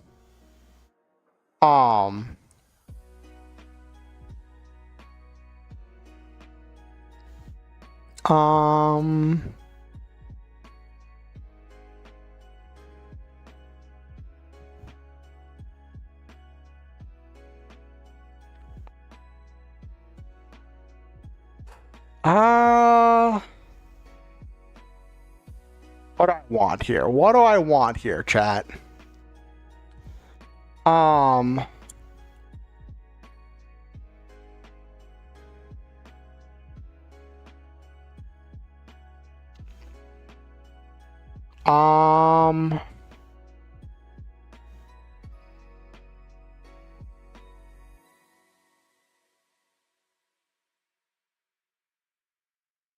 Probably going to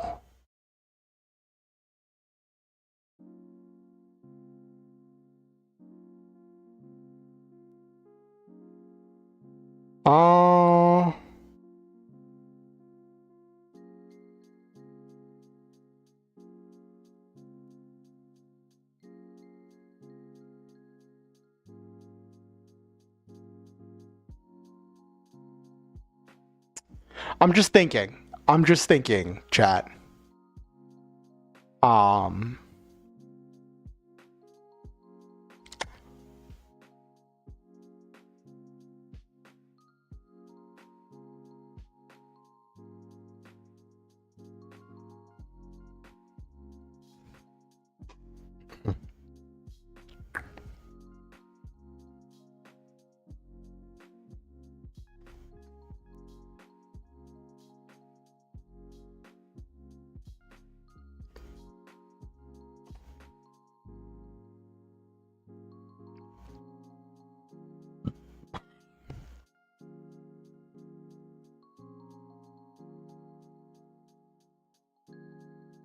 Okay, we're gonna say Sergeant is John Chat.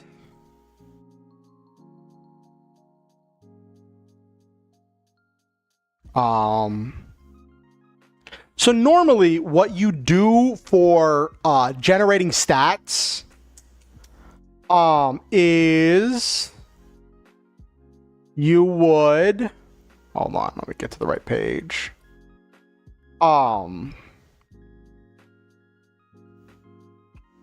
Whoop, whoop, whoop, whoop, whoop, whoop, whoop, whoop, whoop, whoop, whoop.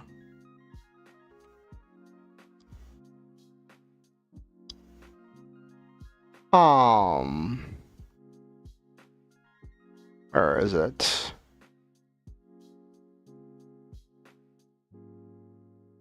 Here we go.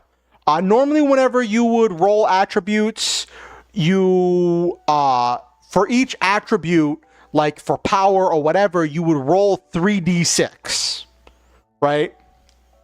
And so then if you want to know what your power is, you roll 3d6 and whatever. And then there's a rule that, like, if you roll a 15 or higher on one of them, then the next one you roll 2d6 plus 3 instead of 3d6. And then after you roll all 4 stats, you can choose 2 of them to swap. But I was thinking that since you're kind of starting as a kind of blank slate of a pilot, right? That it could be a thing that you, in the mission manual, it introduces this idea of like standard stat arrays for variant character creation. And I was thinking that we could try that. Oh, where is it? Of a soldier, because he's a new guy, starting with an array of 12, 11, 9, 8. So it's not the greatest. It's definitely not the greatest array of stats. And starting with 100 credits worth of extra equipment.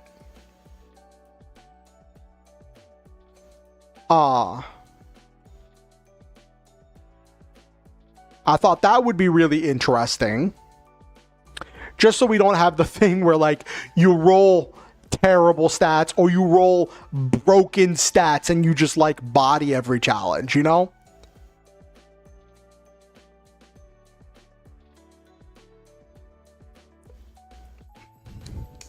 You have 2 stats that are above average, 2 stats that are below average.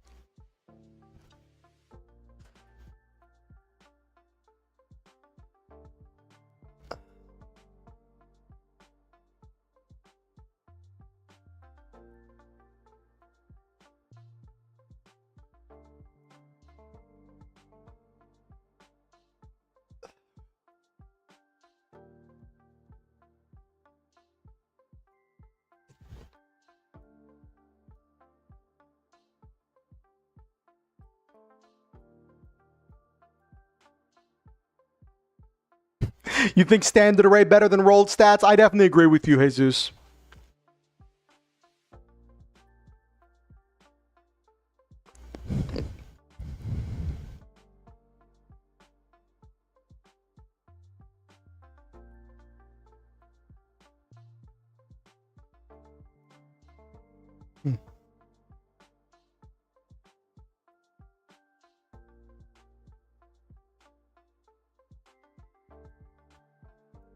Yeah, I don't think there's really a need for all of that. I think the standard array gives, like, And the thing is, you can increase stats as you level up.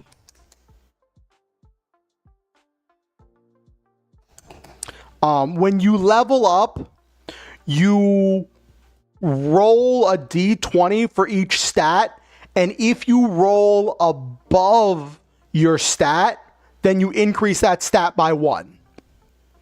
And each class has 2 of the stats that you get to roll twice. So you have twice as many chances to increase a stat by 1.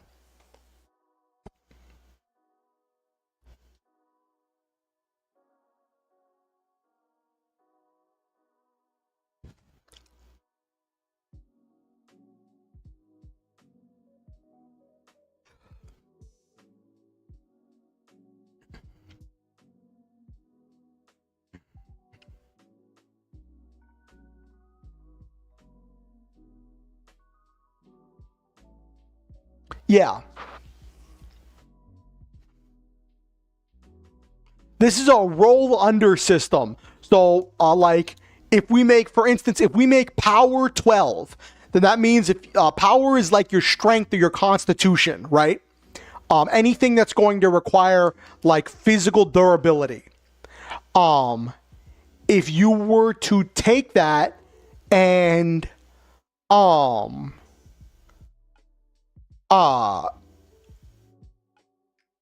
use that for something, right? You would roll a d20, and if you rolled an 11 or lower, you succeed. If you roll a 12 or higher, you fail. So it's a roll under system. And a 1 is a critical success, a 20 is a critical failure.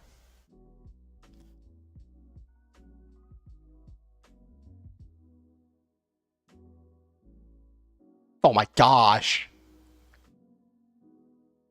That would be ridiculous, Nabiru.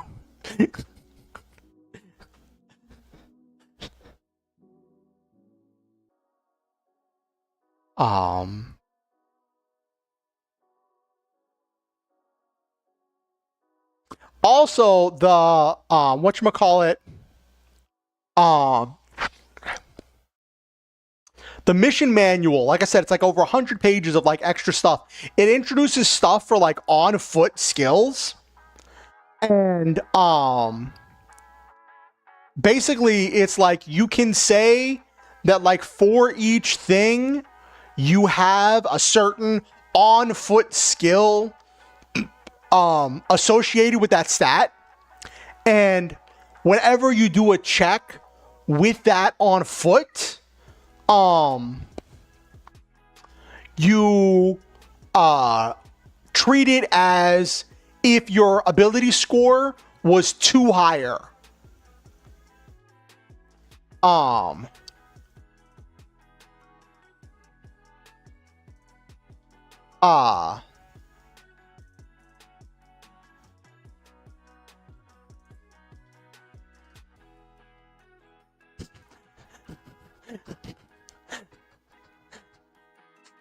19 attack, 1 agility. You fail at every agility check. You have no dodge. Did I say agility or mobility? I should be mobility. Did I say agility? I did say agility. It's mobility.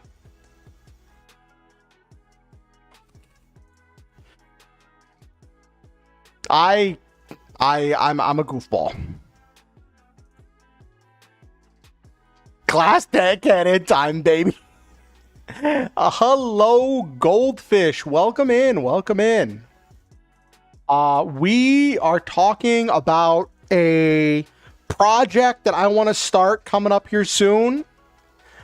Because I have no sense of stability.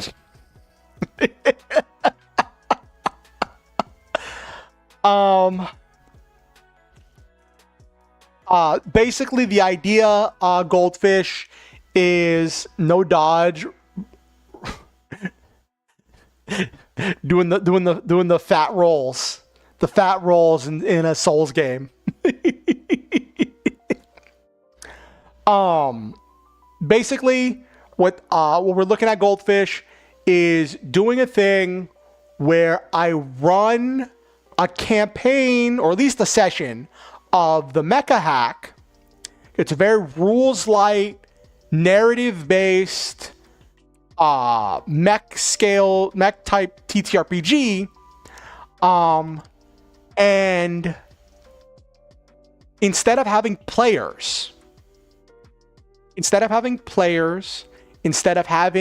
guests or whatever come on stream, I use chat commands and polls to let chat decide what the main character does. There'll be NPCs probably working alongside the party, but it'll be like the main character will be chat. Will be Sergeant John Chat. And then what I want to do, because I've been looking for a way to try to like make an intersection of the different things that I do on this channel, I want to like take notes of everything that happens in these sessions, whether I do them like once a month, once a week, once like every couple weeks, whatever. If it gets off the ground, people enjoy it, and we get enough people showing up to actually do it, I want to then take what happens, the saga, the decisions, the story that we craft together, and I want to like put that together into a short story that I want to release like every month or couple months or something, right? Either be something I sell on itch.io or something that like I do for like on my Ko-fi, where like maybe for people who are doing a certain Ko-fi membership or whatever, they get each month, they get the next month of John Chat's adventures.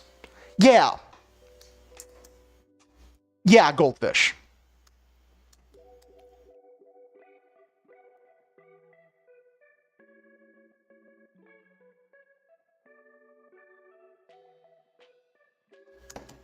Yes, a little episodic thing.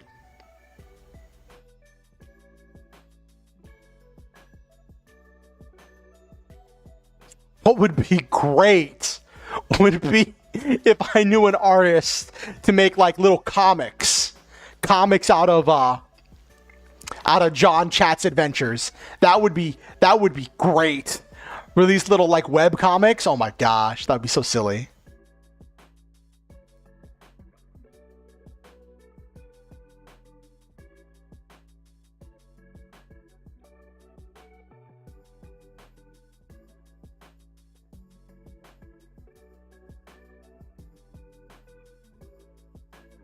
I wouldn't mind pixel art. Hey Zeus, if you want to do some pixel stuff, I definitely don't mind.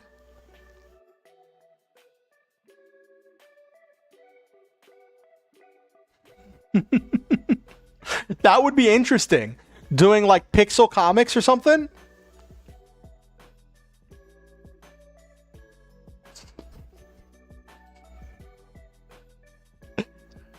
Well, we got to see if like we're kind of getting ahead. We're kind of putting the cart before the horse, right? But yeah, that could be really cool. The Adventures of John Chat. Okay.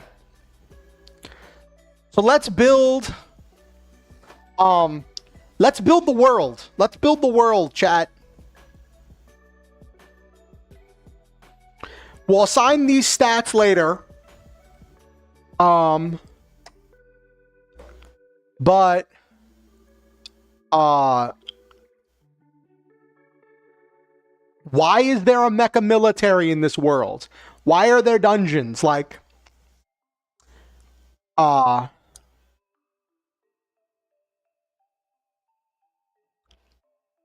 don't know.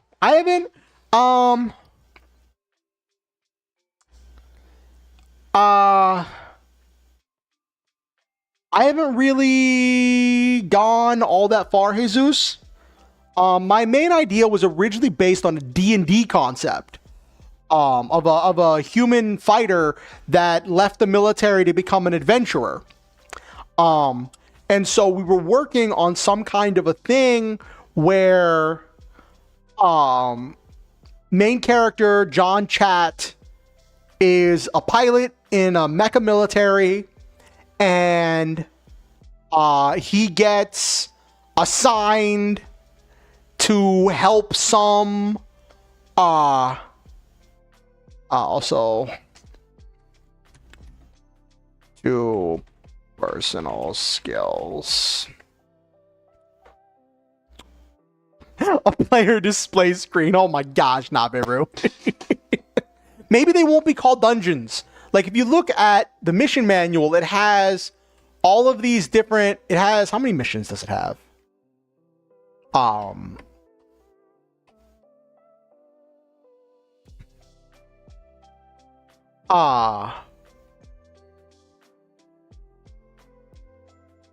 many missions? Does it say how many missions there are? Like 50?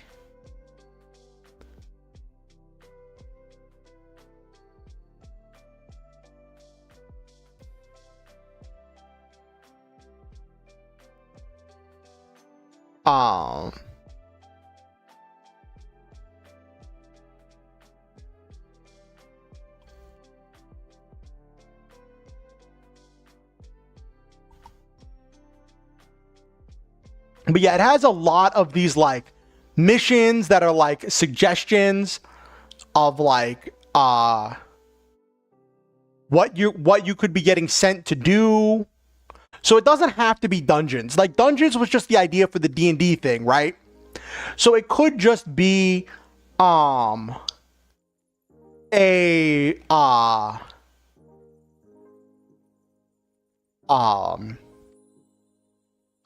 getting assigned to help a mercenary unit or something, right?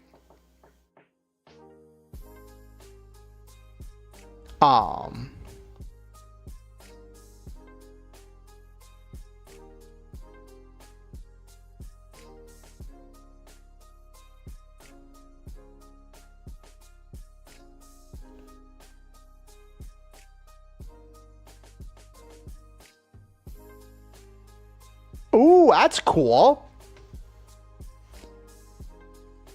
I want to have space be some part of it too.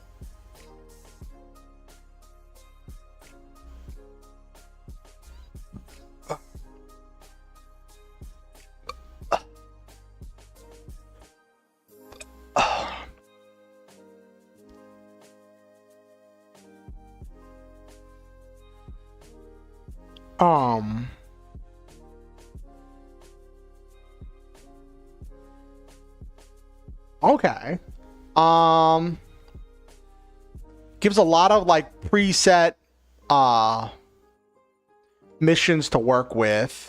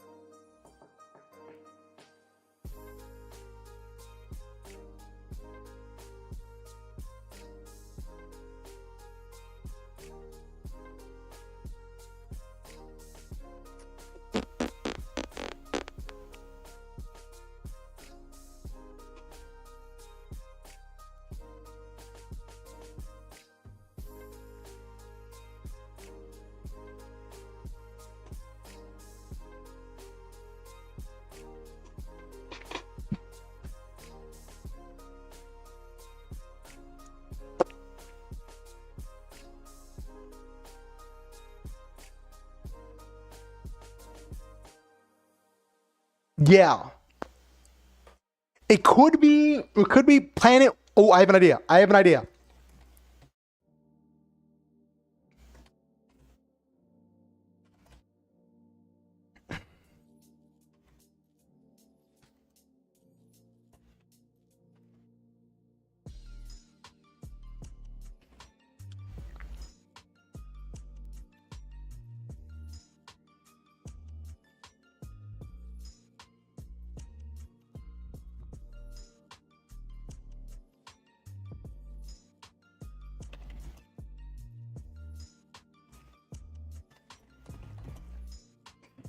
Ba, ba, ba, ba, ba.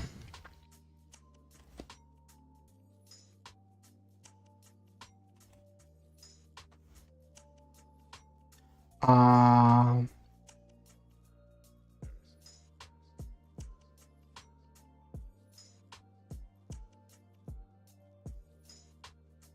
um,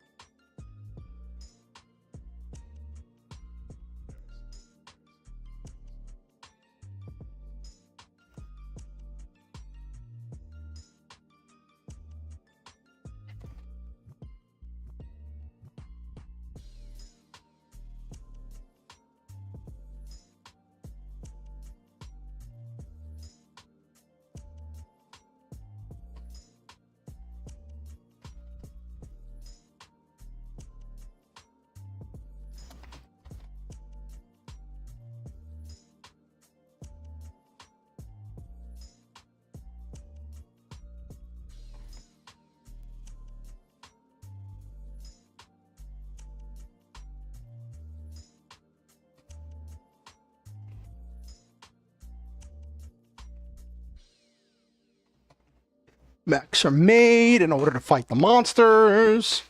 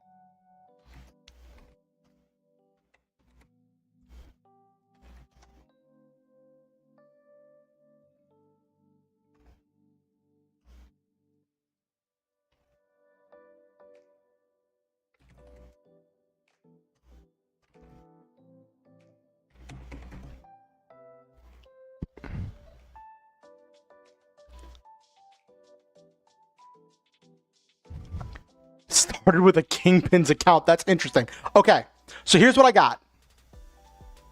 On. That's gonna get big. Planet was Earth-like, but then an asteroid fell to the planet.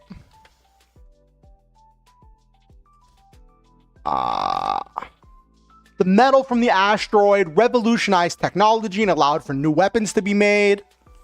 Unbeknownst to everyone, monster eggs had fallen off the asteroid as it fell to the ground. New monsters are growing all over the planet. In order to fight them, mechs are made and pilots are trained. Eventually, people are able to make new ships to leave Earth and expand into space. They find all kinds of creatures and things as they explore space.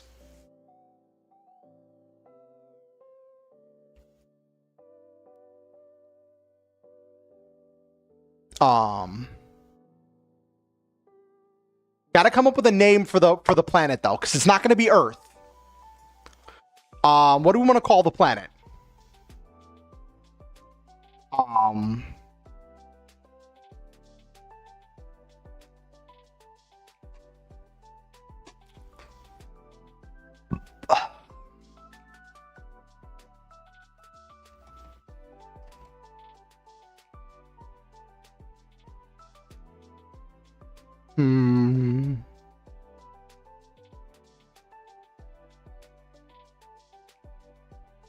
Gate?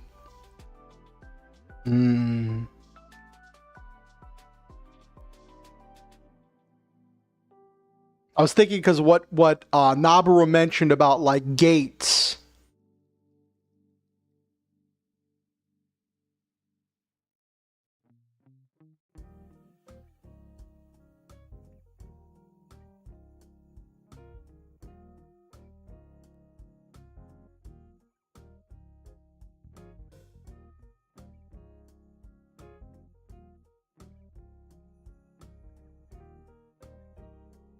could do something.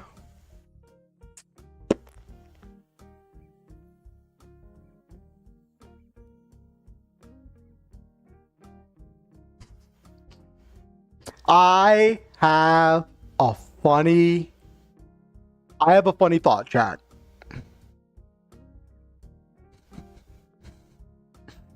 Chat, I have a funny thought.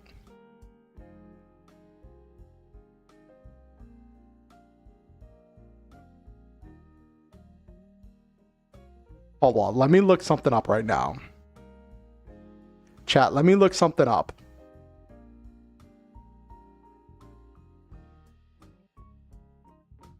Hello?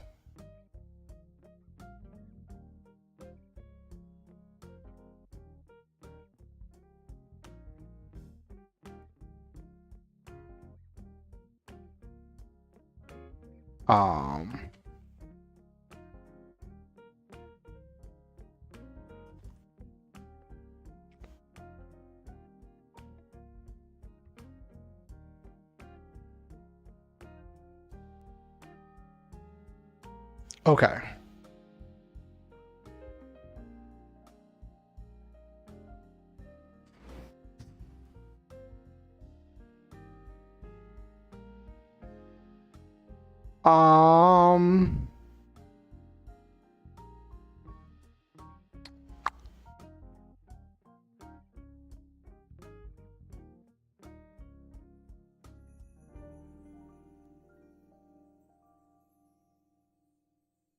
Hold on 1 second.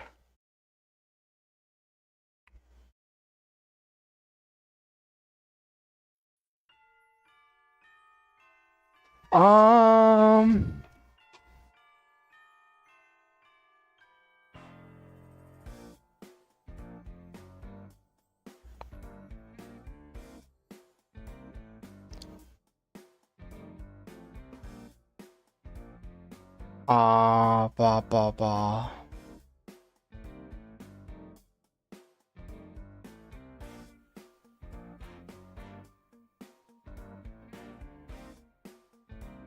Okay.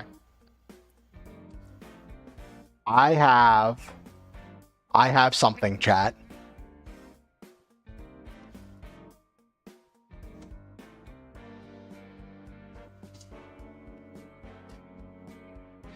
We're naming the planet Nabiru.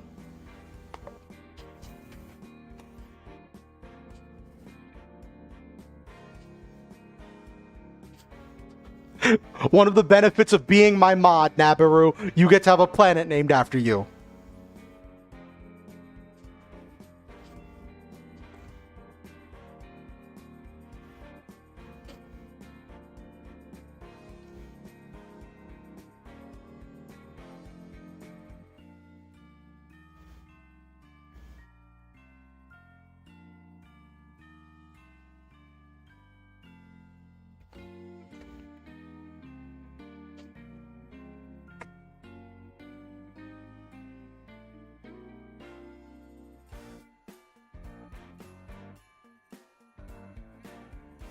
Ooh, Balterra sounds cool, Noel Main.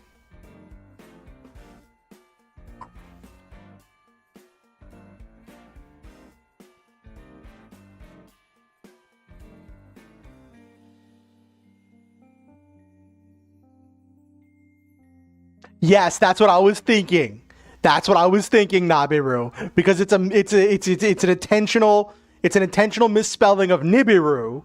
So I'm like, it's gonna be Nabiru. But yes, planet name is Nabiru. The Nabiru Empire.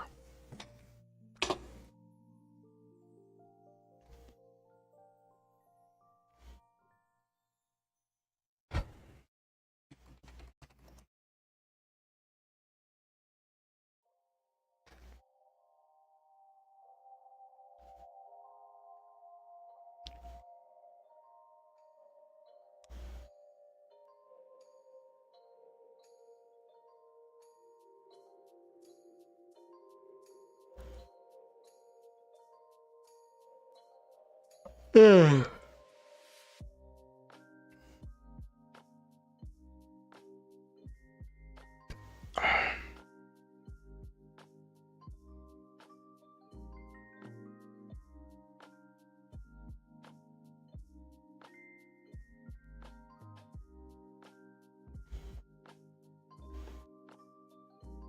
So it could be a thing where oh,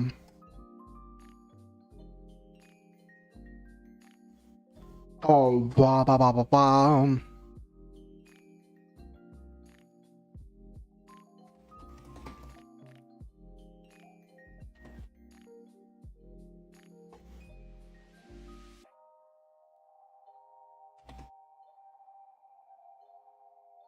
Special mercenary groups hunt down and exterminate monsters using advanced tech. And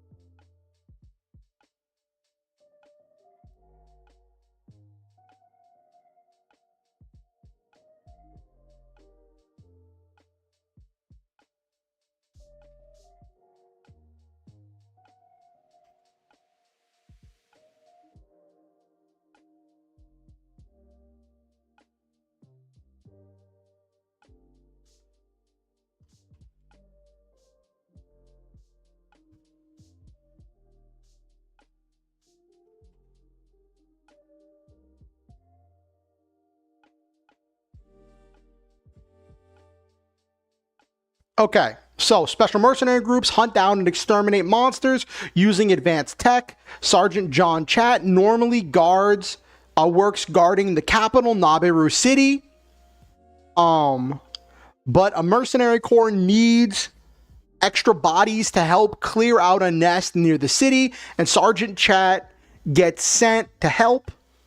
When he's done, he gets a good tip under the table and decides to become a mercenary himself.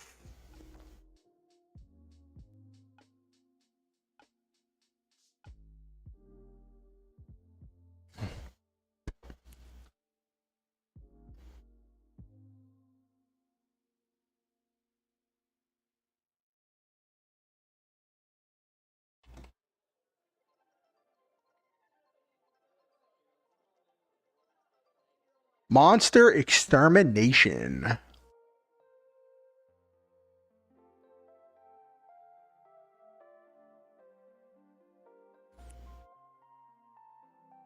Let me look at...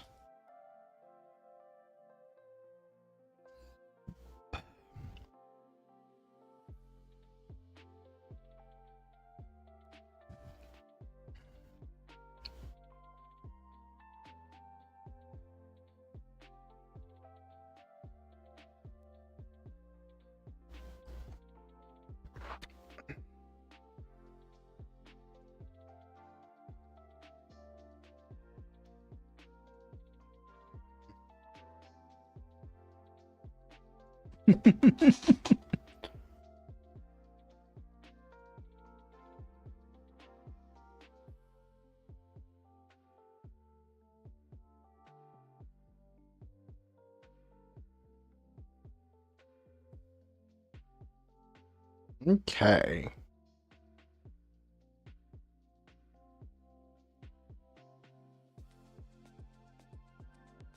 So let me look at something.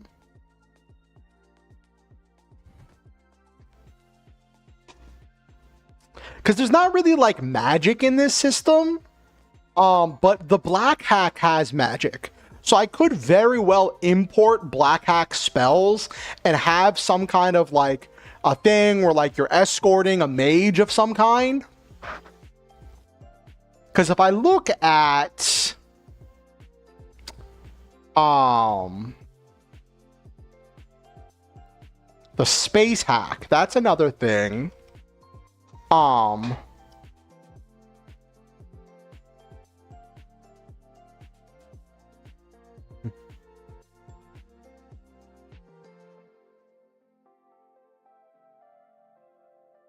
Let me see. Yeah, I could do something with that.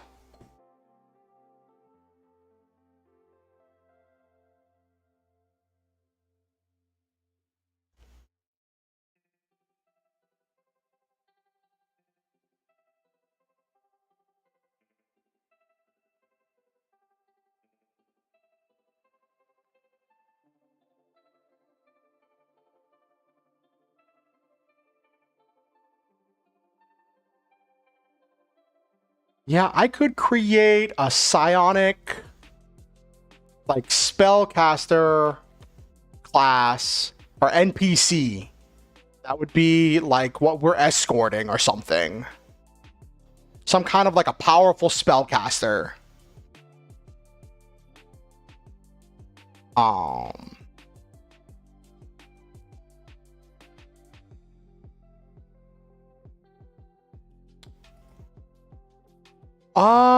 Red Star. Okay. Sure.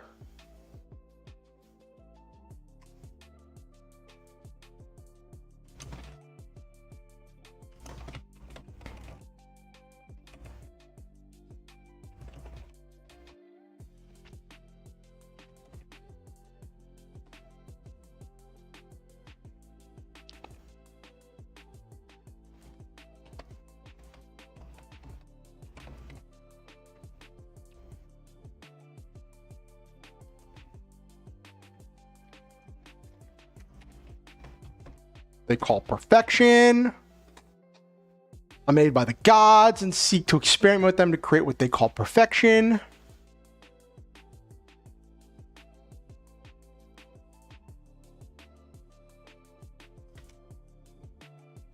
Sure. Recurring antagonist. Okay. Okay, so recurring.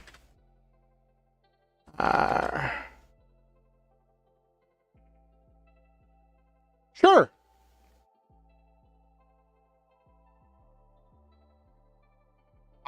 And we will say, since you came up with that idea, Noel Main, the one they will interact with most is Agent Noel.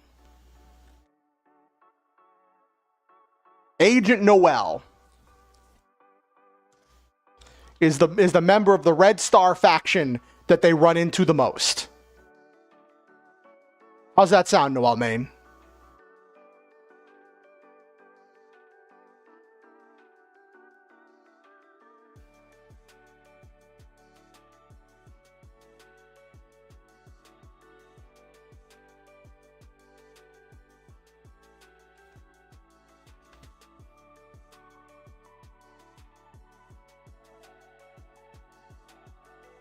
Cool. Returning antagonist, Agent Noel.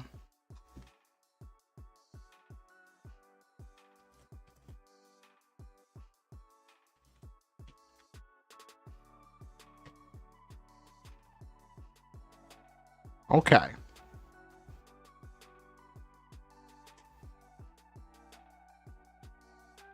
Okay, so we've got the Red Star faction, an Agent Noel,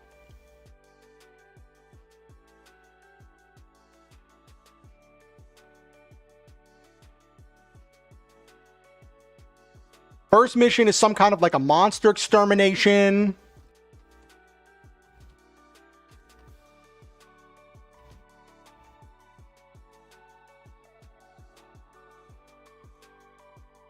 helping NPCs to fight monsters.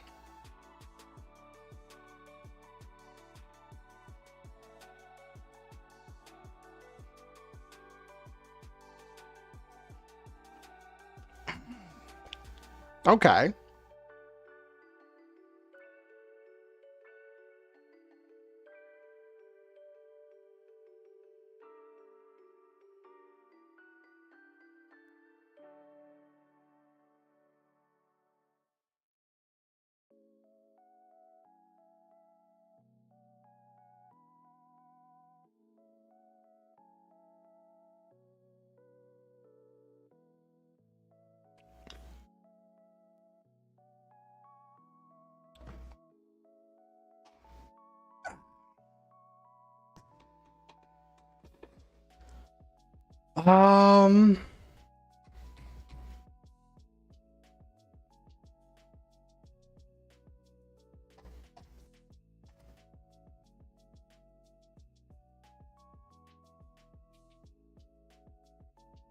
Hold on, let me slap something together real quick.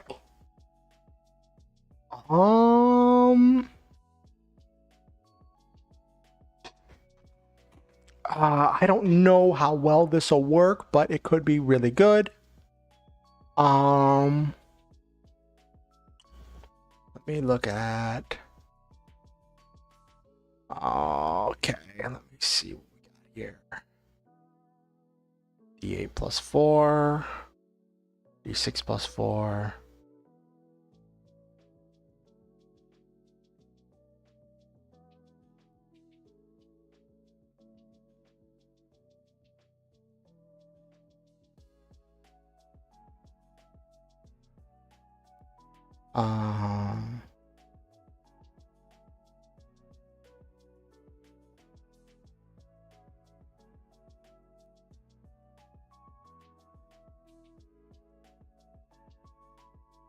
Okay. Okay, we're going to do something kind of silly. We're gonna do something kind of silly.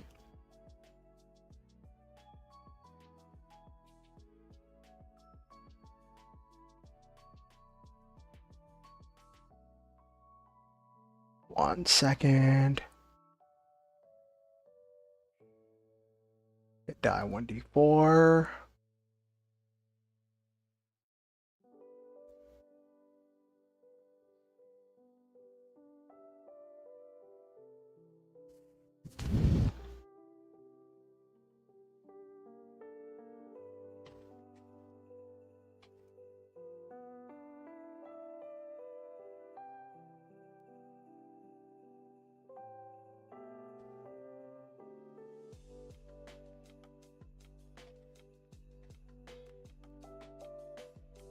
I think. Where is? Look at these. Here we go.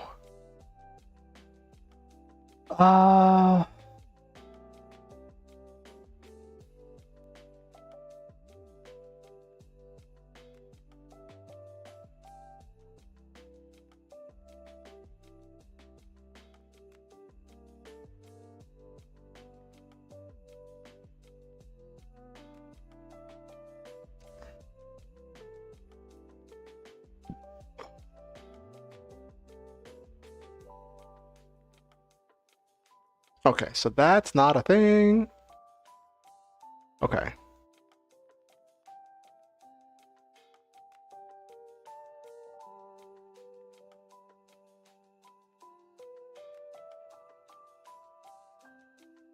So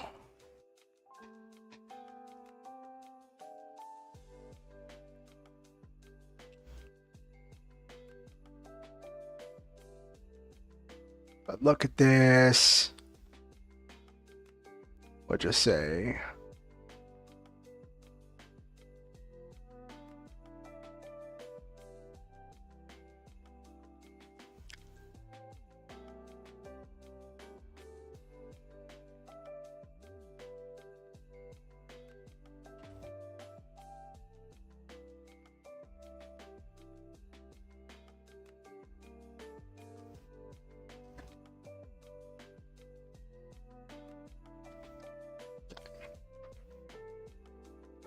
Okay, so this is going to be what we're escorting. We're escorting a caster chassis.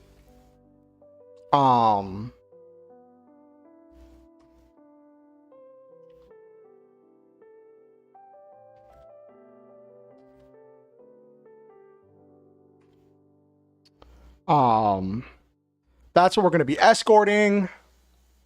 Very squishy.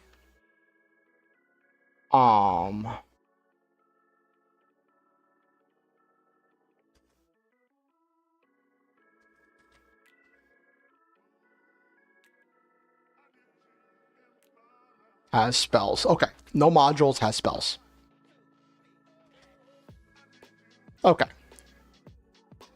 Cool. So that's what we're going to be escorting. A caster chassis. Well, you're going to be escorting. It's going to be super squishy. And it's just going to be probably be a higher level than the players. You don't have to worry about all that. Those notes were just for me. For what I'm going to create there. So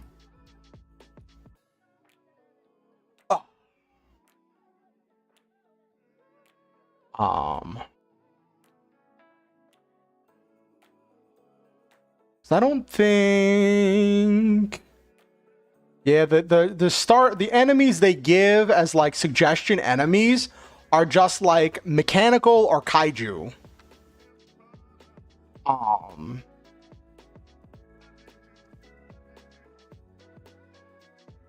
I'm like, that's not what I'm looking for. For the ally that you're escorting.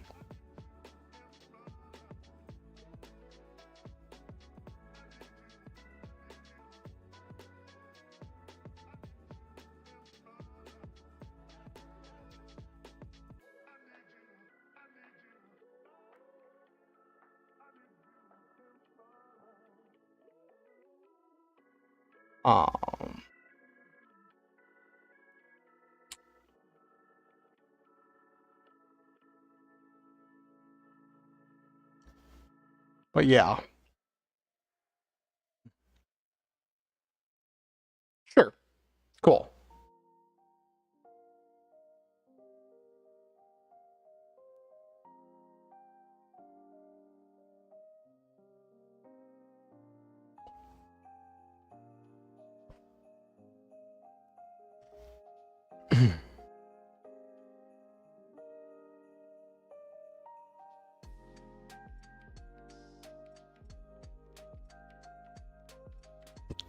Okay.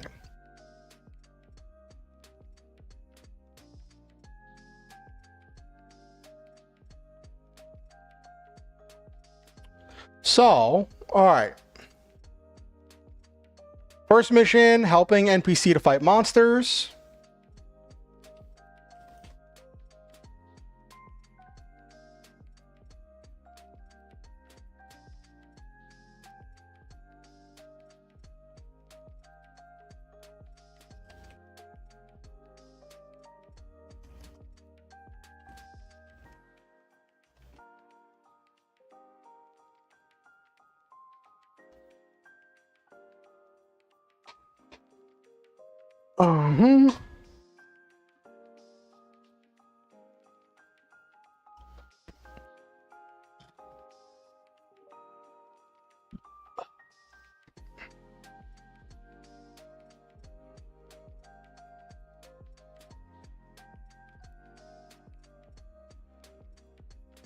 Characters. We need Sergeant John Chat. Main character. We need some kind of commanding officer to give him the job. Need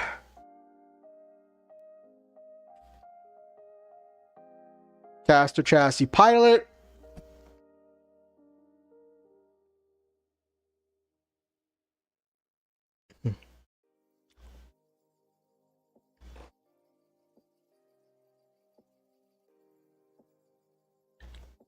And then we've got Agent Noel, who will probably show up and throw a wrench in everything.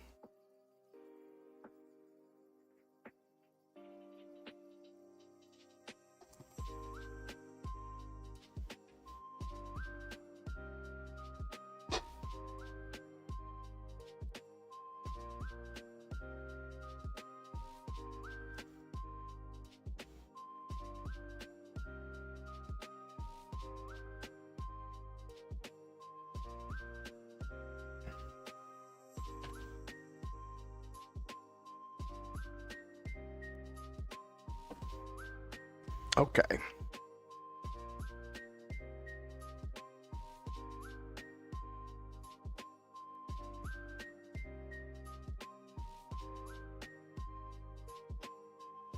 Okay.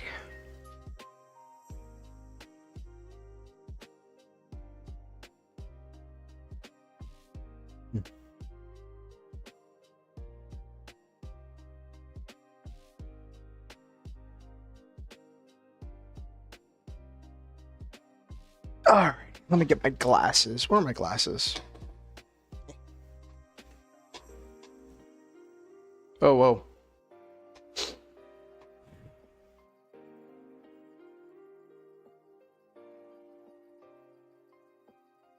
Oh, Commander Burns. I like it. I like it, Noel, man.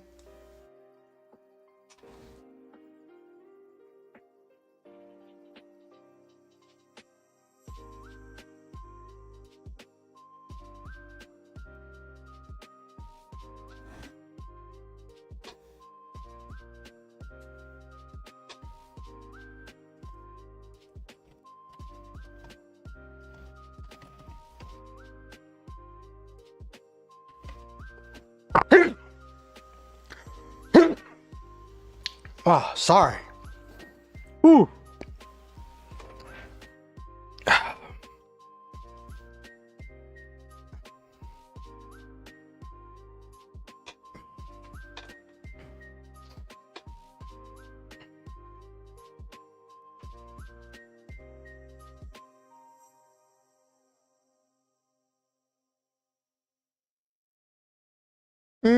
I just had a thought.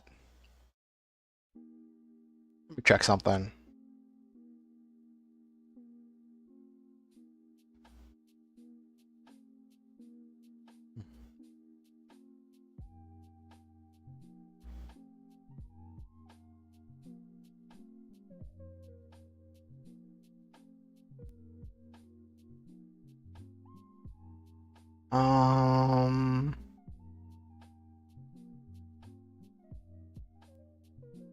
Let me see.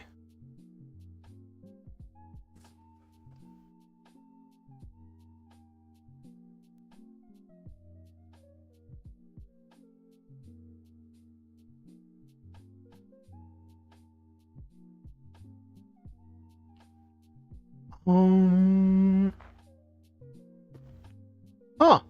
There's no rules in the mecha hack that I'm seeing about having allied NPCs. Let me see if it's in the mission manual, if there's anything in there.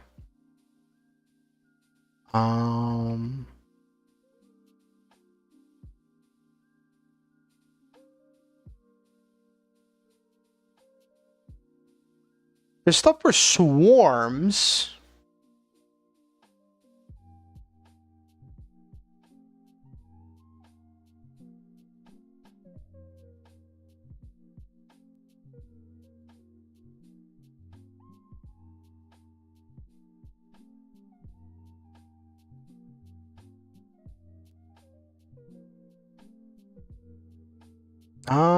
Allied swarms.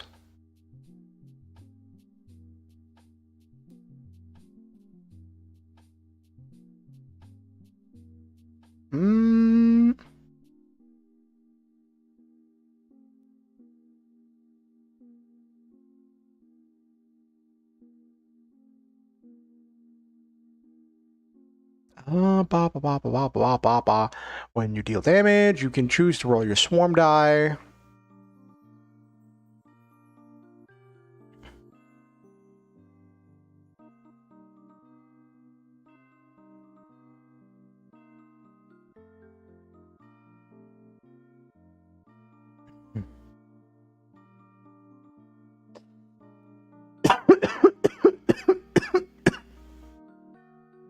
Um.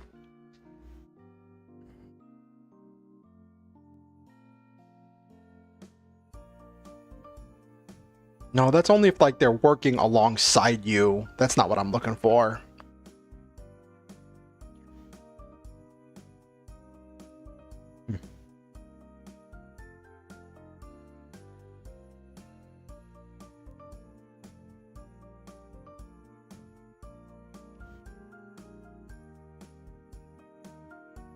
Uh,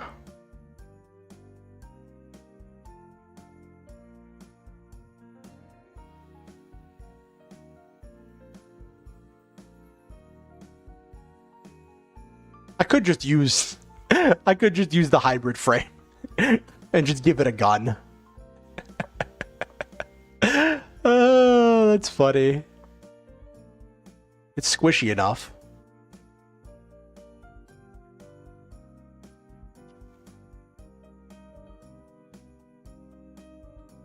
Yeah, I could just use a hybrid frame. Let me see. What kind of spells is a low-level caster gonna have? D4 damage. Not a whole lot of damage. Not a heal.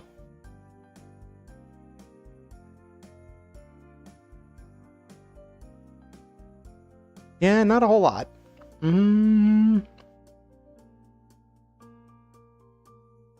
Okay. We'll just use the hybrid because it's D10. High damage. High damage.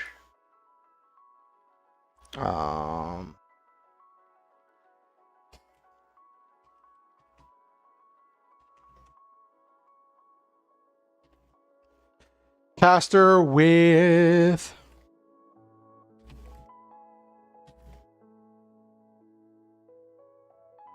sniper, hybrid chassis.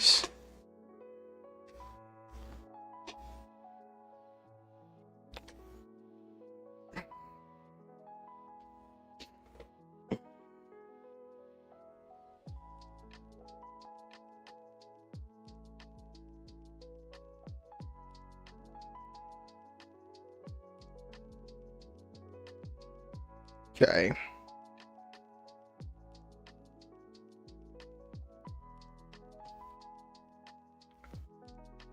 Okay, so we'll have a hybrid chassis pilot. That's the mercenary.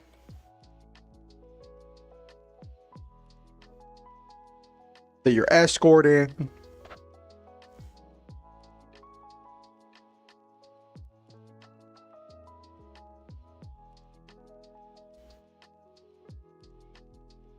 Okay. What type of mech should Agent Noel be piloting? As someone who's like, ooh, actually, I might put Agent Noel in a hybrid. Hybrid is a type of chassis from the additional stuff in the mission manual that's like part monster, part mech. Kind of like an base. It's a great value Evangelion unit. But I might represent that as an NPC character. Let me see.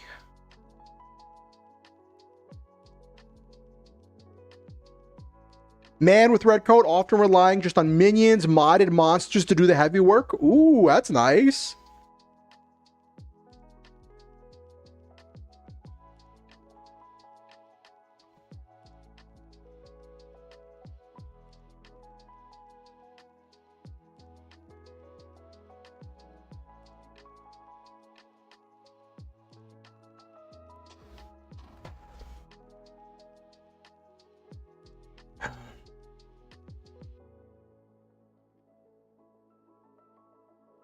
Ba, ba, ba, ba.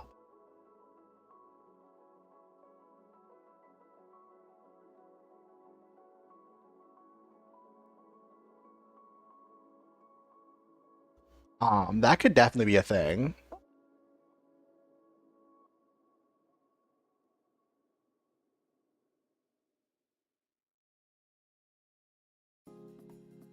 Yeah. but I wouldn't have them fighting a player, because that's a player mech. But I'd probably build some version of it as an NPC.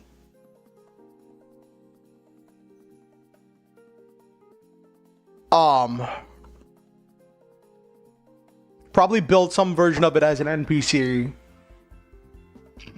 Excuse me. And I'll put down what you said for Agent Noel. Man, red coat, minions, modded monsters. Okay.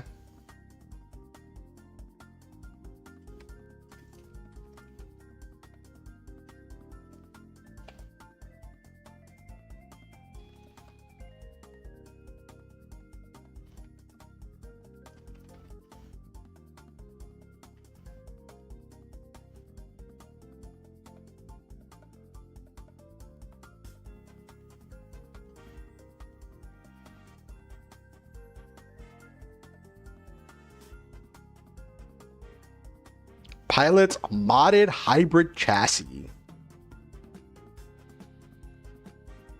Okay.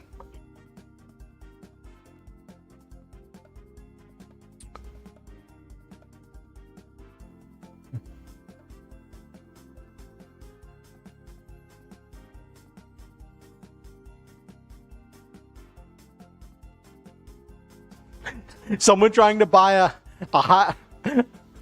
That would be funny.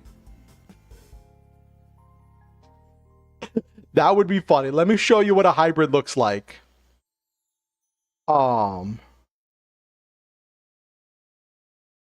This is what the hybrid looks like. So how this works, hit die is your hit die. Your starting hit points is your hit die plus 4. And then every time you level up, you gain your hit die worth of HP. And whenever you do a short rest, you can spend a hit die to regain HP. Damage die is the damage that your weapons do. So your weapons do D10 damage die. This is proficient with heavy weapons. So when you use a heavy weapon, it has to be held in 2 hands. You add 2 to the roll to hit, and you add 2 to your damage to it. So it's harder to wield because adding 2 means you're more likely to fail. So it's harder to hit with a heavy weapon, but it hits for more damage. And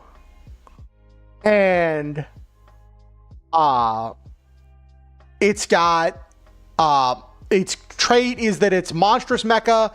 If it would become overheated, you instead become berserk and roll on the berserk table, which is down here. If you can either damage yourself, flee the battlefield, or just do a big loud yell. And it's got a maw beam where you can test presence as an action to deal your damage die to a single enemy within far range, and then you roll your reactor die. That's your reactor die is a D6. Reactor die is like how powerful your reactor is, and when you do certain actions that like strain your reactor, you roll your reactor die, and if you roll a 1 or 2, the reactor die goes down a step. So this is a D6, so it'll go down to a D4. And then if you roll a 1 or 2 again on the D4 the next time you do that, then I believe that's when you become overheated. Let me Yes, overheated until your mech becomes overheated and your reactor die remains at a D4 until you complete a rest. And then when you're overheated,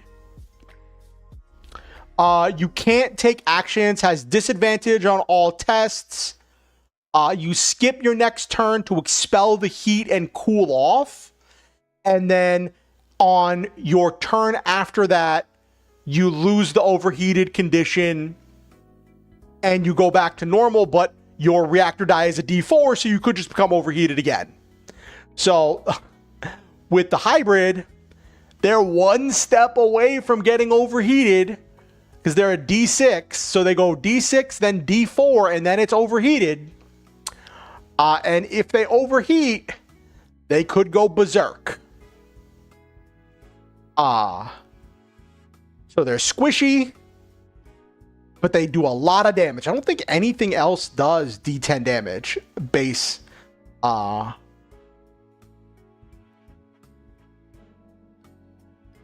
know some stuff like the Vanguard, you can divert power to like make one of your things weaker to make one of your other things bigger.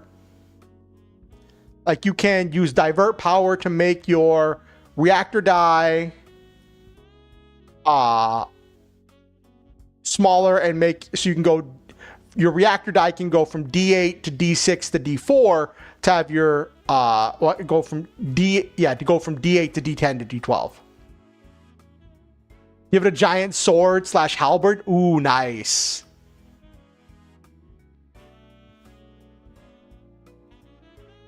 Let's see if any of these have a D10. D8, D6, D8, D6. Nope. So it hits hard.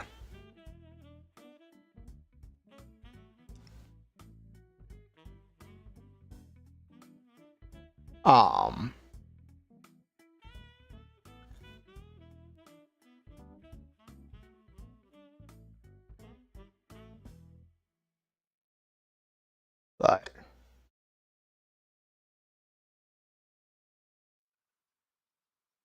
I think, yeah, nothing else does that. Yeah. Giant sword halberd. Okay.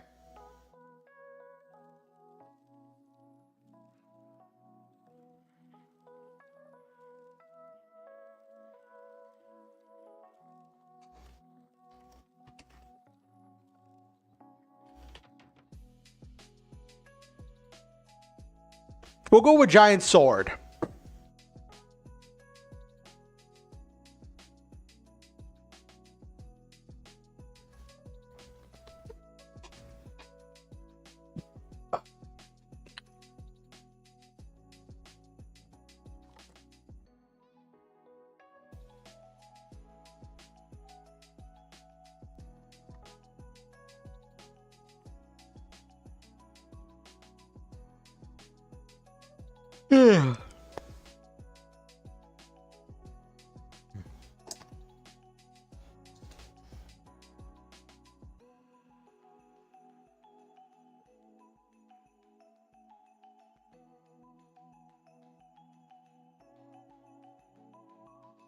Okay.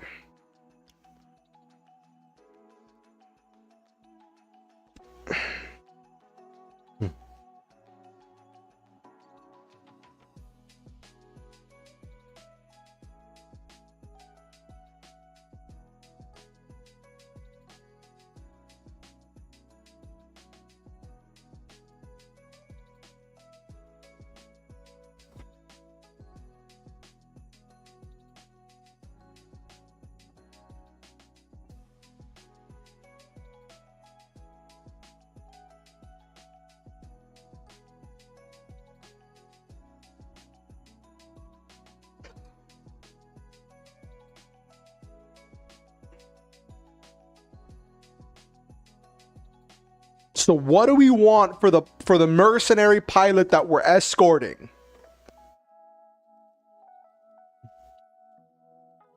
What do we want for this mercenary pilot? Do we want them to be a waifu?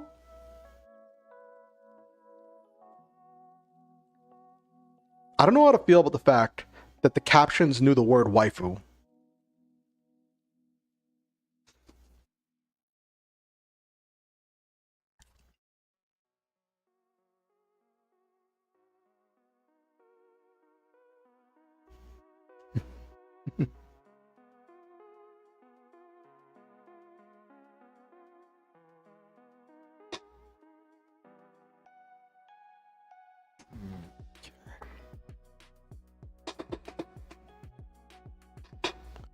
Oh my.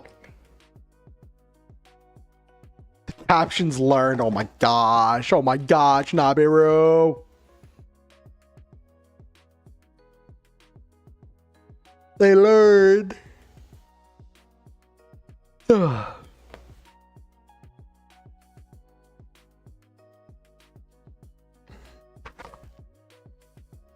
me see something in the mission manual if any of these are monster extermination missions. Let's see what we got here. Anthema.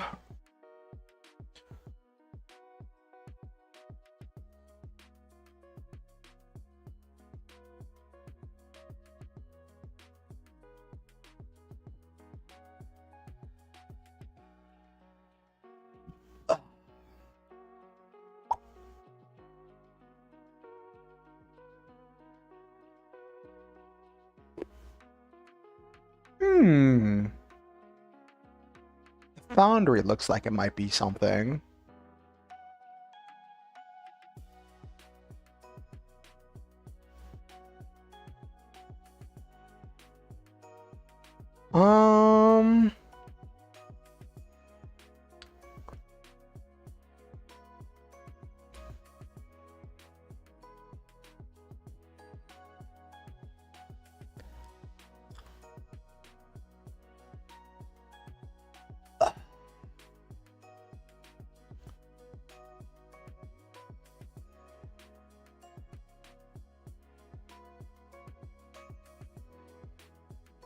What is...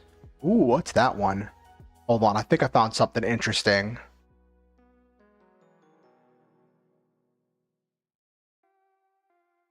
Tomb of the Frozen King, page 54. Let me take a look at this.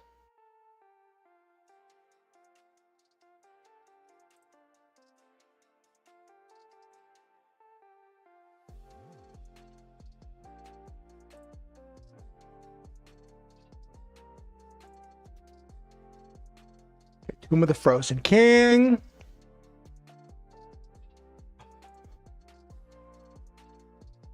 Oh, blah, blah, blah, blah, blah.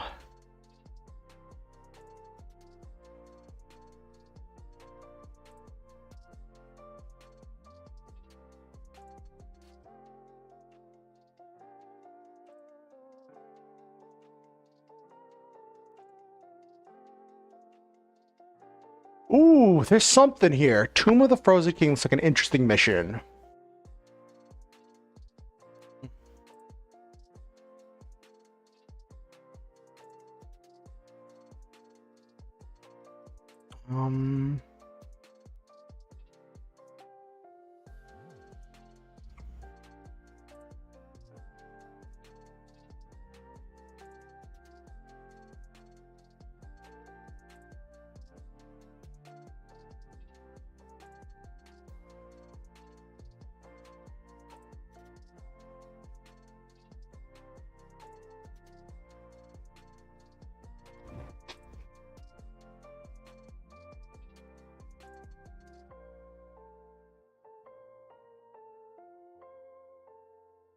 What is this thing it's supposed to have?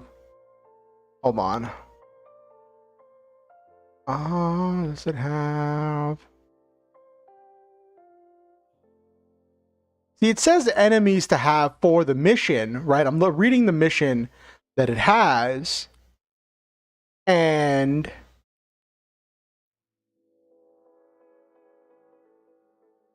what is...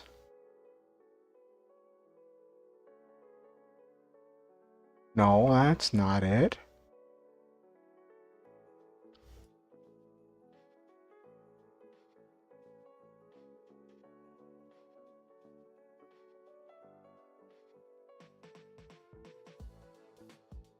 Oh, okay. That's not bad. That's not as bad as I thought it was. Still pretty brutal. Oh my gosh. I have to tone that down.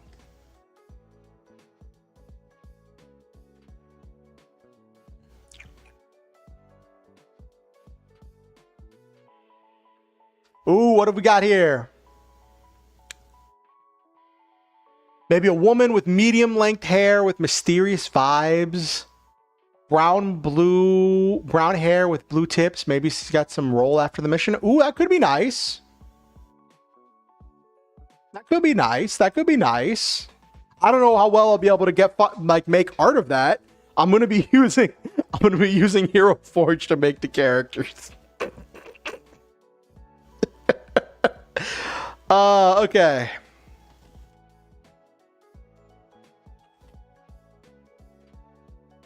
Mysterious vibes.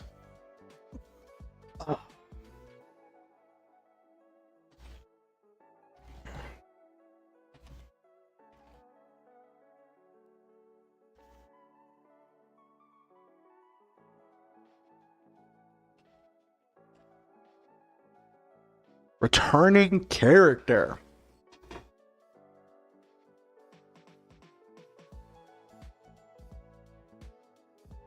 Okay, so we'll say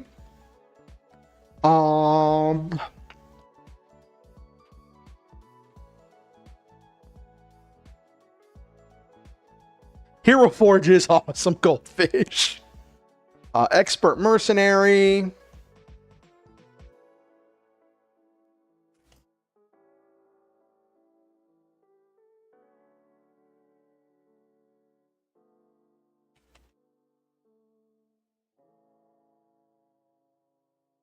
Bit of a loner who floats between squads.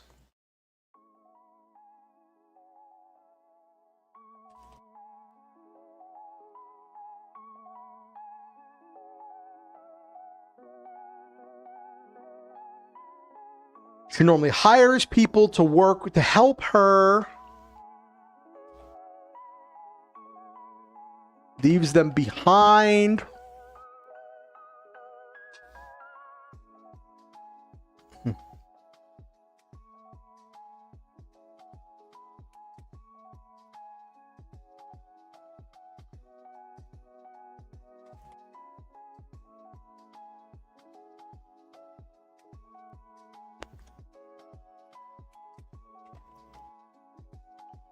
Maybe you have to save them too?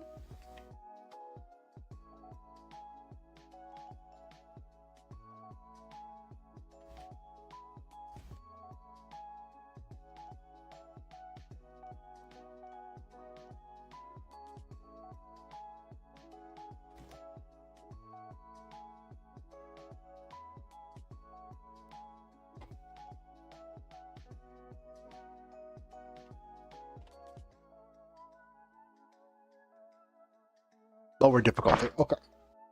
All right.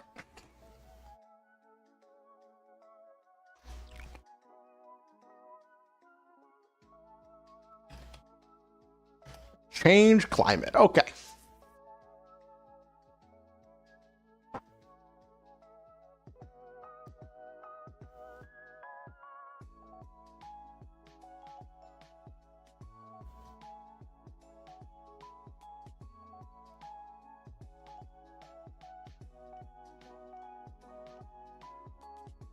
So she's an expert mercenary. She's a bit of a loner.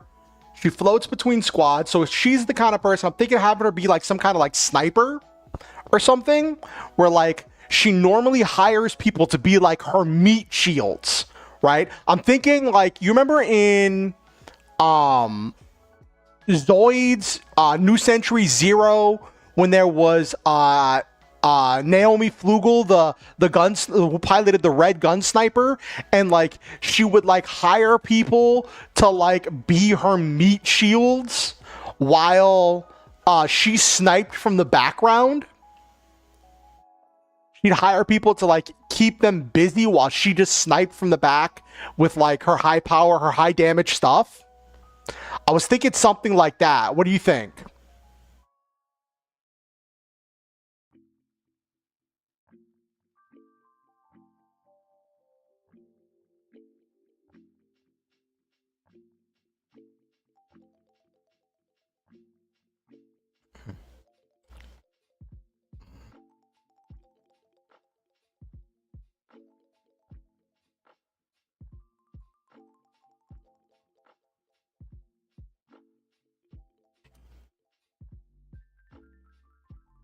Mm-hmm.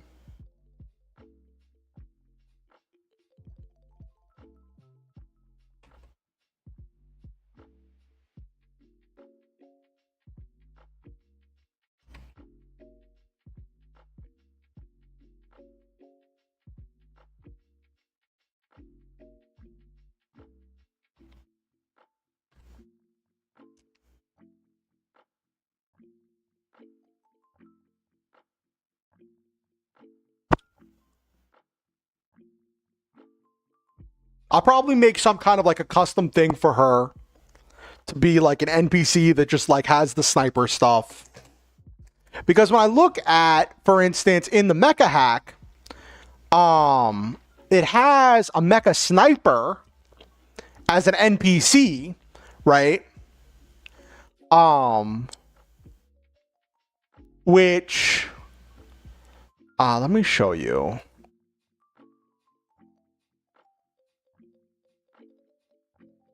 The mecha sniper you see has active camo, so anyone trying to spot it has disadvantage. It's got sharpshooter, so it deals an additional D4 to far enemies. Instead of using like measuring feet of how many feet you move, this game uses range bands of like near, close, near, far. Got a bayonet for if they get too close for 1D4. Long range beam rifle, 1D6. Probably assign some kind of stats. And some kind of stuff. Like, I'll probably take some kind of stuff for like the sharpshooter and put it on something and make some kind of a character for her. Make her an ace. An ace pilot.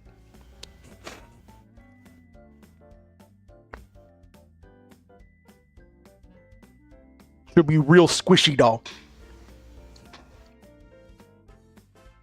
Probably instead of having her be a hybrid, I'd probably give her a sharpshooter and put her on the scout.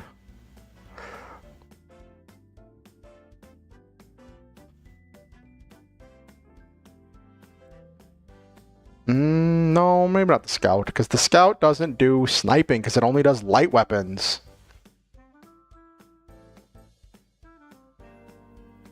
It's more of a rogue.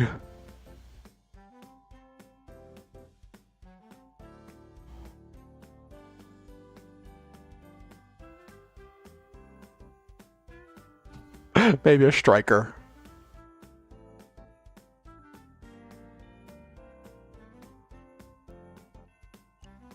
No, I think I'll stick with the hybrid for, because the hybrid's got the D10 and the hybrid's got the D10 and the heavy weapons. So that's, yeah, probably gonna stick with the hybrid.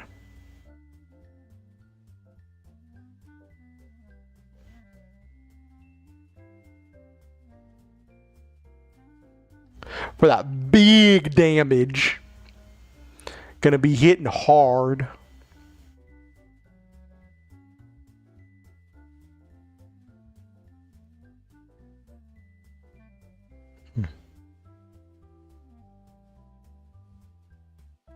But it'll be interesting. Actually, it'll be an interesting thing, like, for her, if she's piloting a hybrid, right? Since it's made with like the combination monster and mech tech, that could be like part of the stuff with her.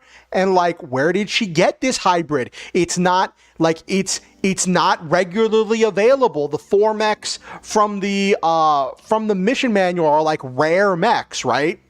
So like, she has some, so that could be part of the mystery of like, where did she get this hybrid machine? Ooh.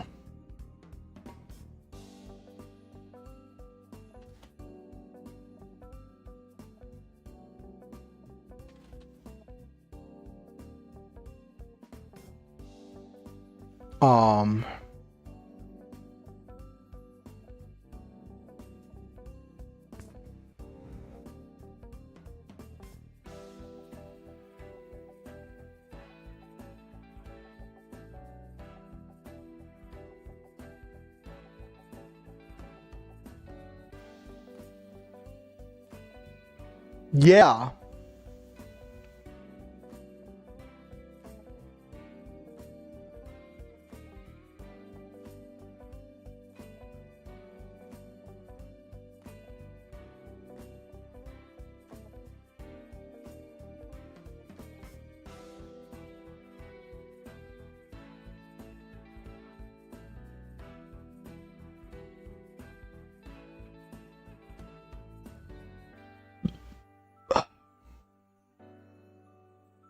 Let me see what modules are in the mission manual. Give her an energy modulator, which increases the damage up to a D12.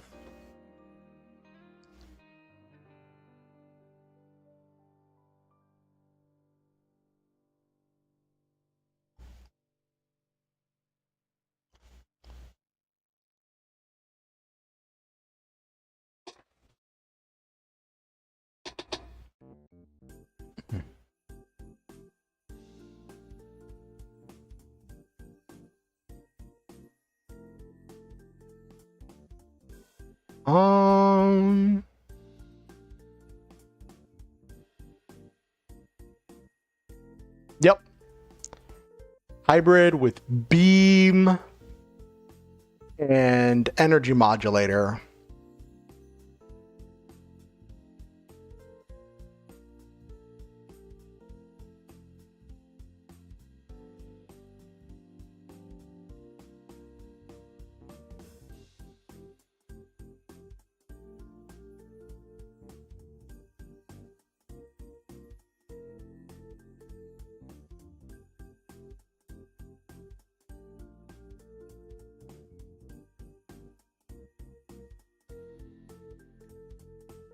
How did she get this? Where did she get this hybrid machine?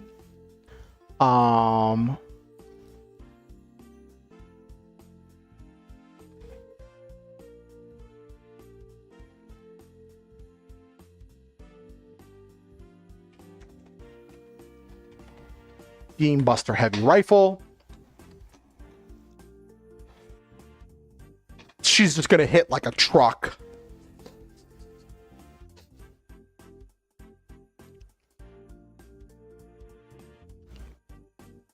But she'll be super vulnerable if anybody gets close to her.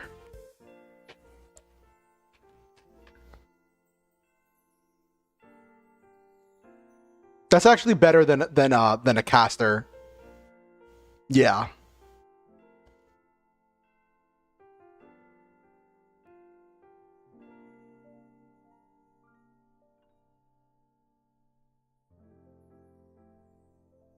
Which also to provide an interesting foil, right? Because you've got Agent Noel, who's using a hybrid with a giant sword. So he's about getting in melee, right? Oh my gosh, it's midnight already. Holy cow.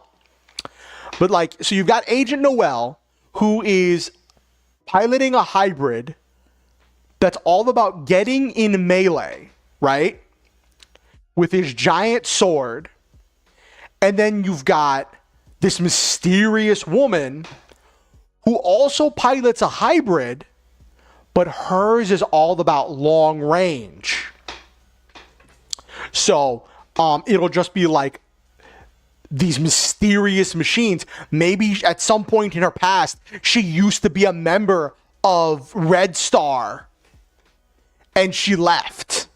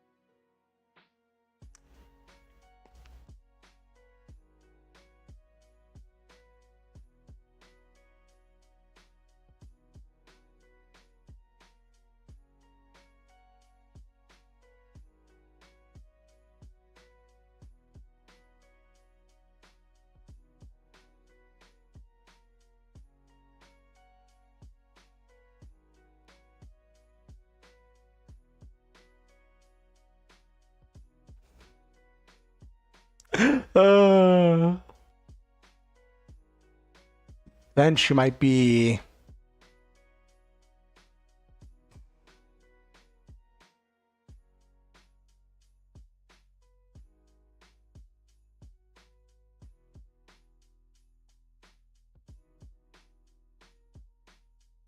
She'll be a merc. Um.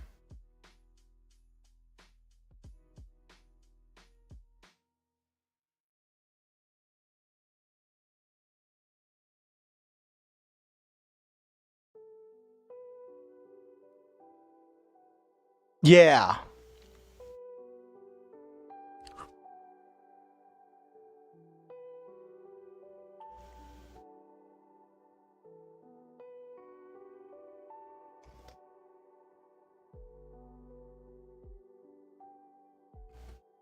All right. I'm getting excited about this, chat.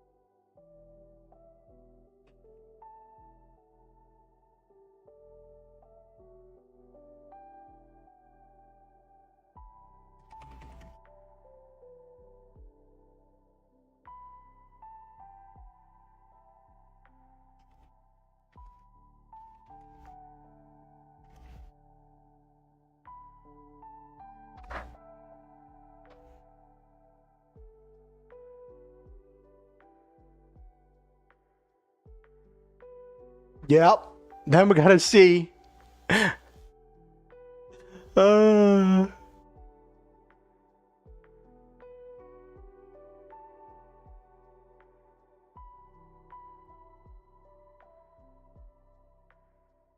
that'll be fun.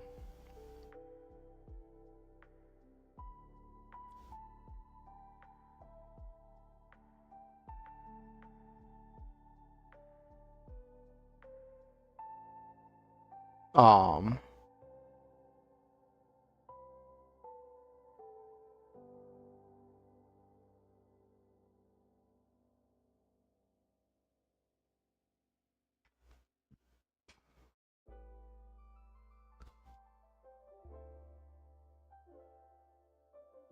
Um.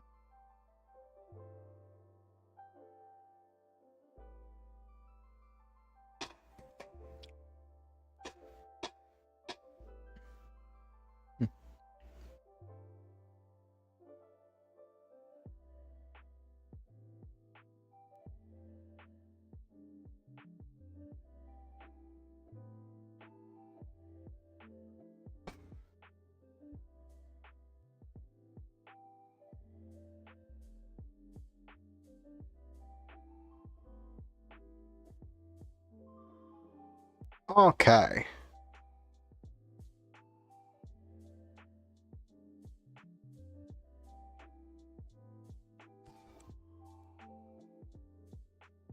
That gives me a lot of ideas for um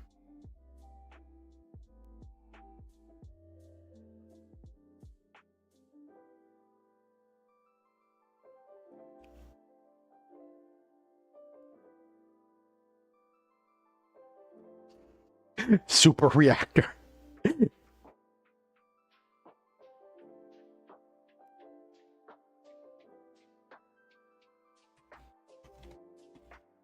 Yep. Okay.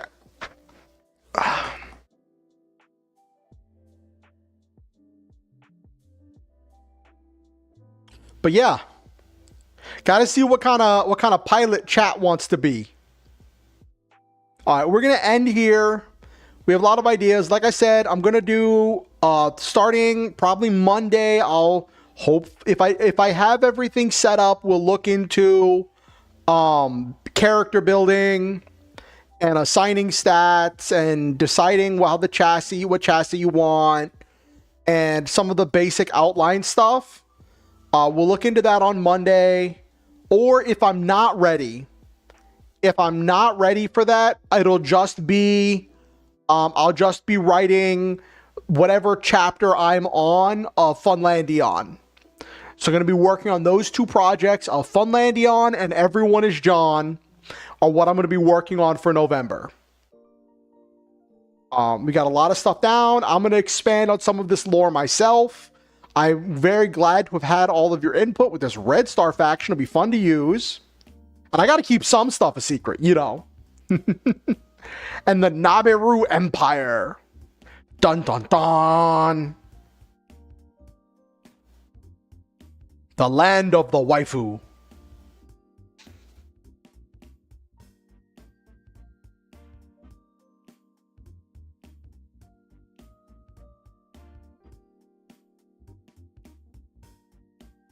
Let me get...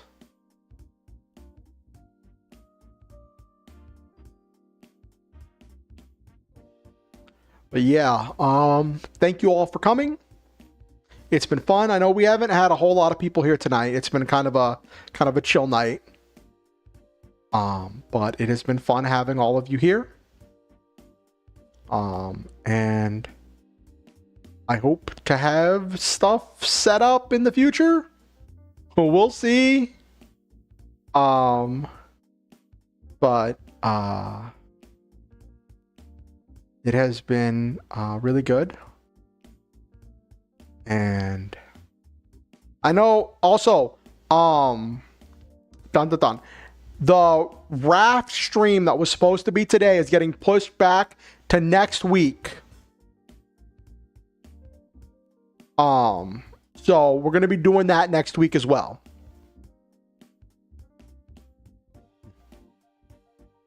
So look forward to that as well.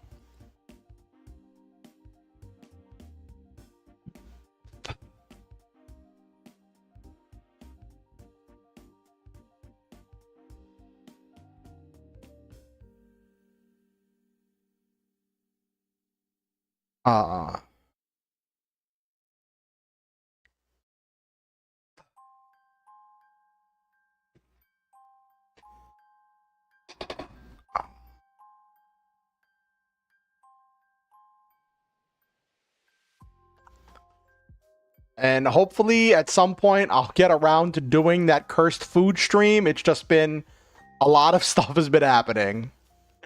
Life has just been really hectic recently. I want to do, I'm hoping to do another Get in the Robot stream because you all seem to really enjoy that.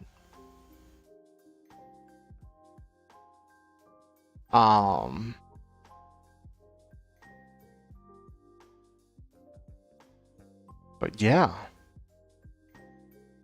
let's wind down. Let me get the, why is my, okay, I was supposed to say, why is my model's mouth not moving? Like, what in the world? What in the world? Yeah, I know we're ending a little bit, like, it's funny. So I normally like to end around 11:30, but like, we run late so much whenever I'm working on like writing and stuff, that it's just really funny that like we're ending technically late, but it's early because sometimes I go as late as like 1 or 2 in the morning, you know?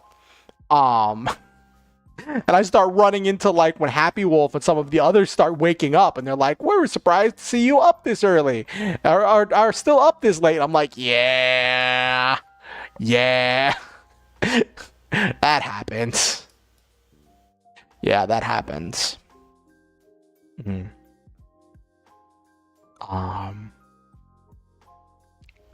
But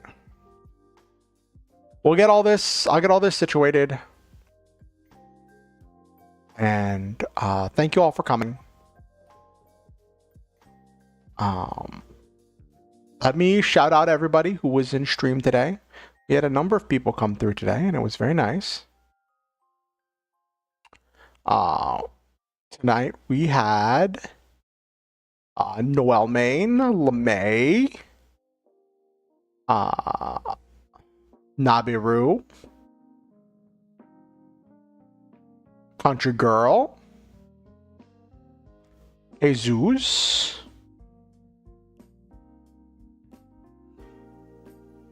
Goldfish.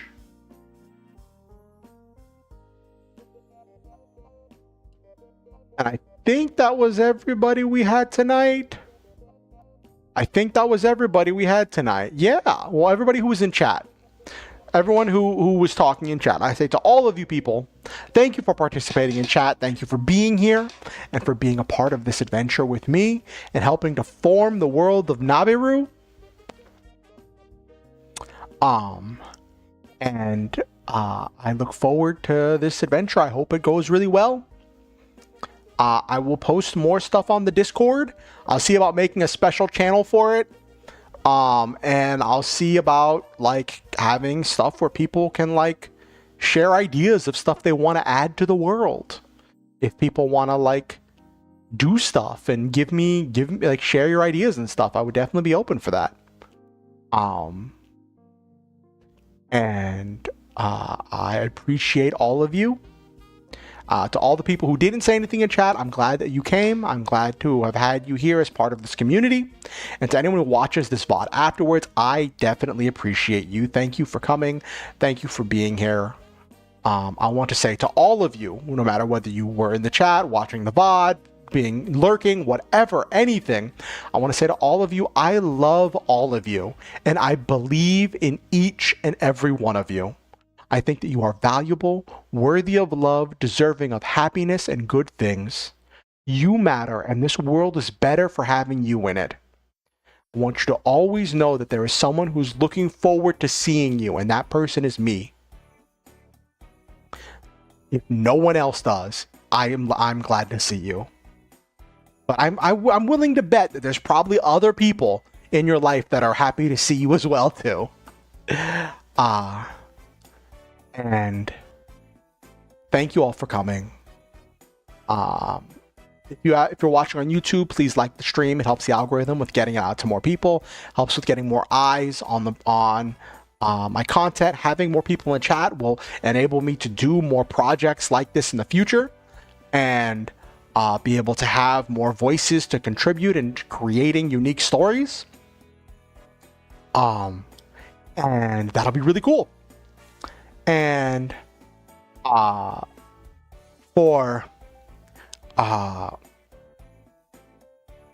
if you want to keep up with what I'm doing, you can subscribe on YouTube and ding the notification bell. You can follow on Twitch or subscribe on Twitch if you have a Prime, or if you want to just throw a subscription my way, you can do that. Just remember, you have to re-up your Prime every month.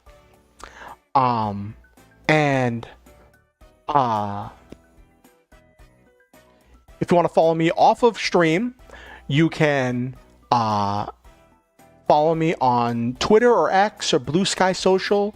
You can like my Facebook. You can join my Discord. Links to all of that stuff is in the description down below on YouTube and the About page on Twitch. And if you want to invite anyone to my streams, if you have anyone you think might enjoy my content, feel free to show them my content, invite them to the next stream. Next stream is going to be Monday, 8:30 p.m. EST. I look forward to seeing all of you there. And I will say to all of you that it's great to have you. I also want to say one last thing. You do not have to give money to be here. I will always try to make sure I have content available for people who can't afford to contribute. You are not expected to pay to be welcome here. With that said, I do appreciate the people who do donate, who do contribute to help me survive. And to those people, I am very grateful. And if you ever feel motivated to be one of those people, and it is financially safe and responsible for you to do so, there are links where you can do so down in the description below on YouTube and the donate button on Twitch. On YouTube, there is the PayPal where you can do a one-time donation, And there is the Ko-fi where you can do either a one-time donation or a monthly donation. If you do the monthly donation, please be aware there are not currently any rewards for the monthly donation. It's just if you want to say there's a tangible way that you appreciate my content. And I appreciate the people who do that for me. In the future, like I was talking about today, I may have rewards available for certain levels or tiers of the monthly donations, for like if I do monthly stories or something, but that is not a thing yet. It is something that is coming down the pipeline. I hope. I might be. I can't promise it right now, but something I'd like to try. And with that said, and the donate button on Twitch just takes you to Ko-fi, where you can again do a one-time donation or a monthly donation. Thank you for coming. Have a wonderful night, and I will see you all on Monday. Oh, not that button. Green jump scare.